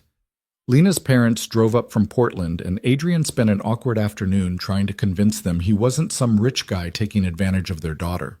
Her father, a retired mechanic who looked like he could still throw a punch, had cornered Adrian in the kitchen. You heard her. I don't care how much money you have. Understood? Understood. Good. Her father had clapped him on the shoulder. Now let's go see if she burned the turkey. She had, a little. But they ate it anyway, and her mother told embarrassing stories about Lena as a kid, and Cameron laughed so hard he nearly fell off his chair, and Adrian thought this might be what family was supposed to feel like. December brought the custody issue with Vanessa's mother wanting Cameron for Christmas Eve. Adrian and Lena were having coffee one morning when he brought it up. What do you think I should do? He asked. Lena looked up from her lesson plans. About Christmas? Yeah. Vanessa wants me to give up Christmas Eve so Cameron can see her mom. It's technically my time, but family's important. Yeah. What does Cameron want? Adrian hadn't asked. He'd been so focused on the principle of it, that it was his time, that Vanessa couldn't just change the schedule whenever she wanted, that he hadn't actually asked his son what he preferred. I don't know, he admitted. Maybe start there. So that night at dinner, Adrian asked. Cameron thought about it, pushing green beans around his plate. Can I do both? He asked finally. Both? Christmas Eve with Grandma and Grandpa. Christmas morning here. With you guys. You guys. Like they were a unit. Like they were a family. Yeah, Adrian said, his voice rough. Yeah, we can do that. Cameron grinned. Cool. Can we get a real tree this year instead of the fake one? Lena laughed. I think we can manage that. They got the tree the next weekend, a massive thing that barely fit in the living room and shed needles everywhere. Cameron insisted on decorating it immediately, and they spent the afternoon untangling lights and hanging ornaments while Christmas music played and Hemingway tried to climb the tree every 5 minutes. This is a disaster, Adrian said, pulling the cat down for the third time. This is perfect, Lena countered, hanging a wonky ornament Cameron had made in first grade. And looking around at the messy living room and the too big tree and his son laughing while trying to put the star on top, Adrian had to agree. Christmas morning was chaos. Cameron woke them up at 6 by jumping on the bed, which startled Hemingway, who knocked over a lamp, which woke up the whole house. They stumbled downstairs to find presents everywhere.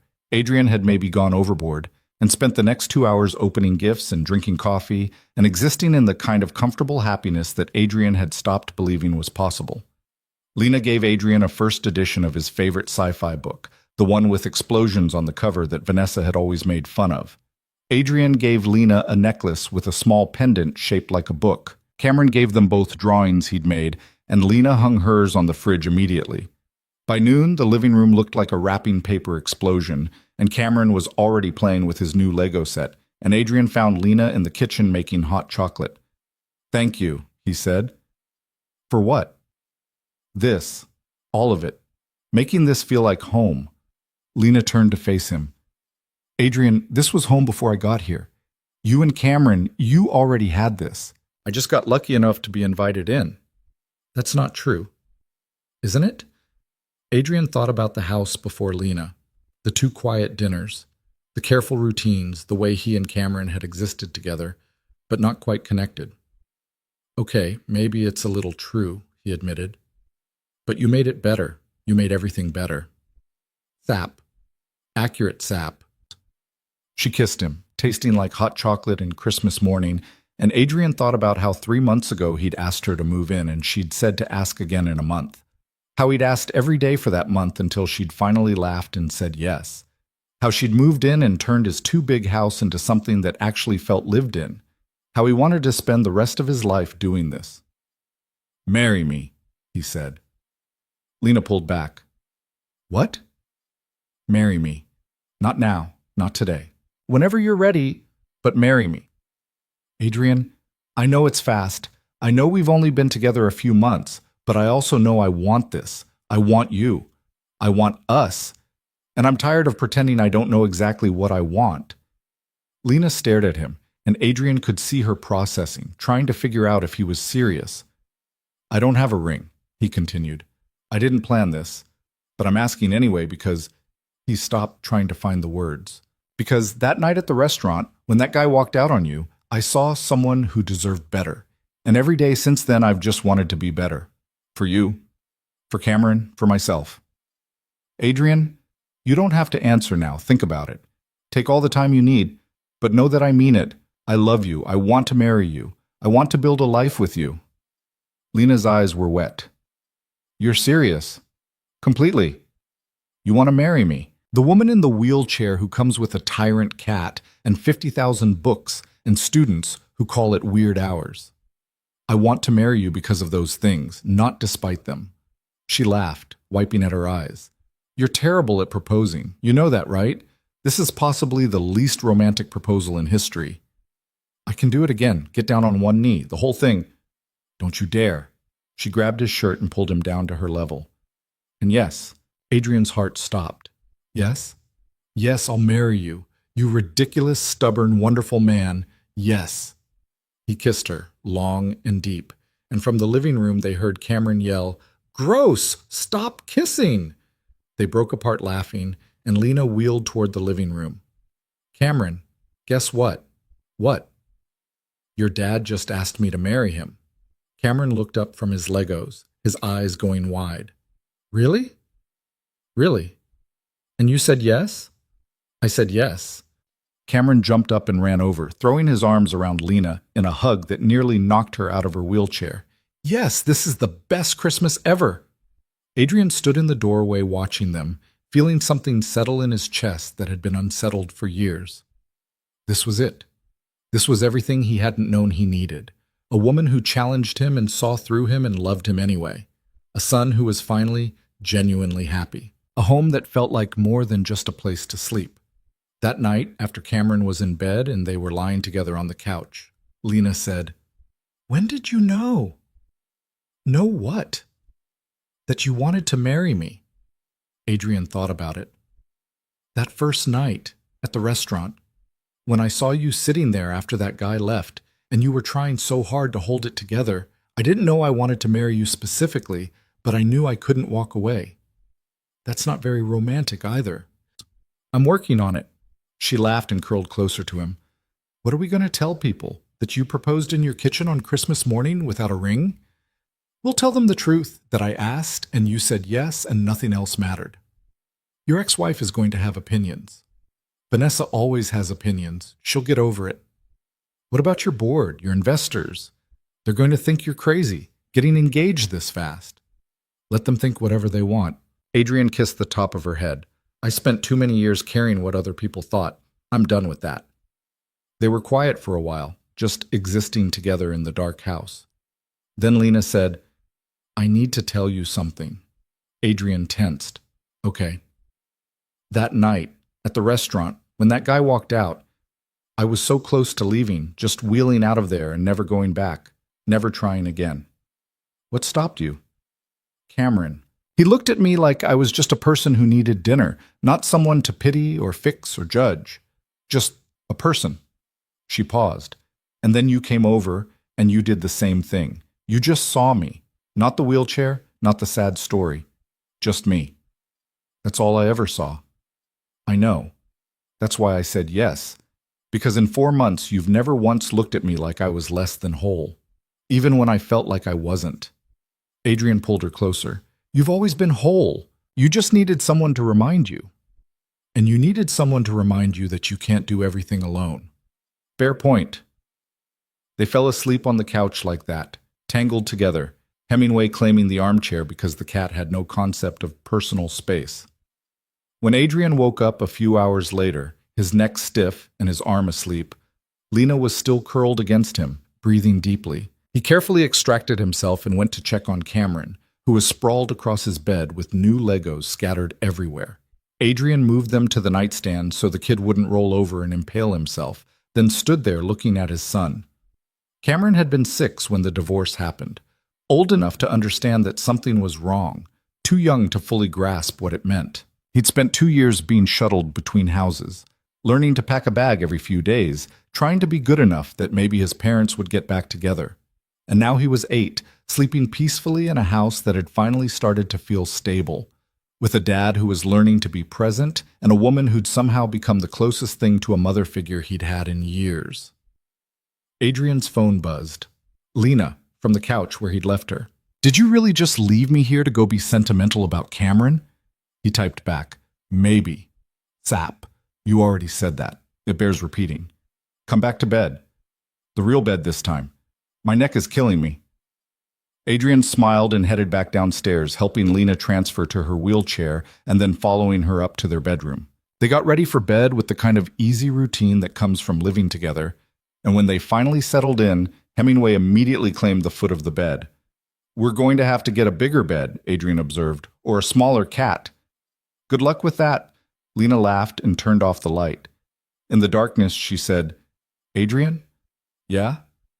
Thank you for seeing me, for not walking away, for asking me to marry you in your kitchen without a ring. Thank you for saying yes. I love you. I love you too.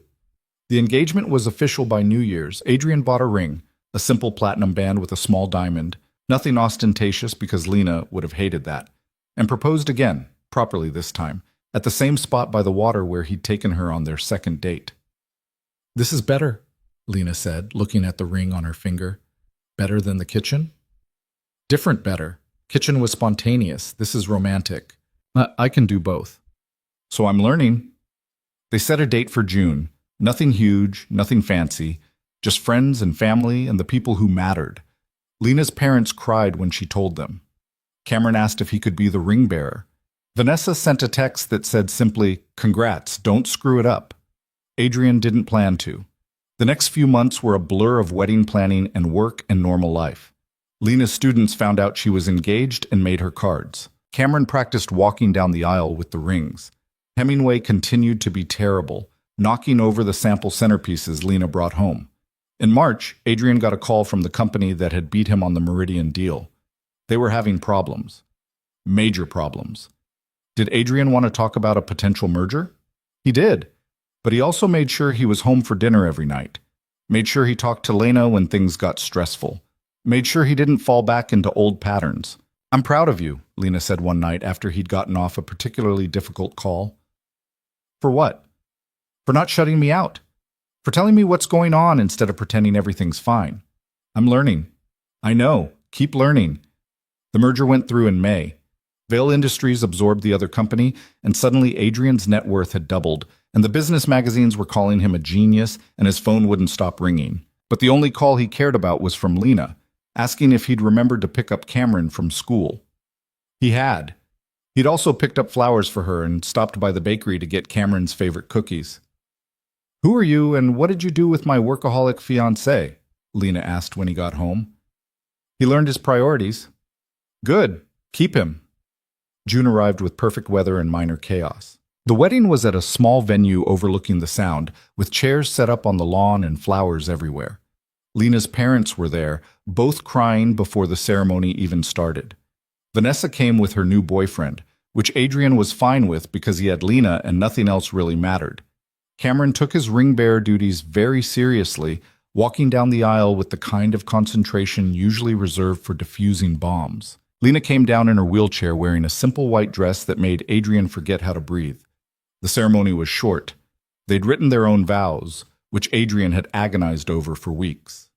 "Lena," he said, his voice not quite steady.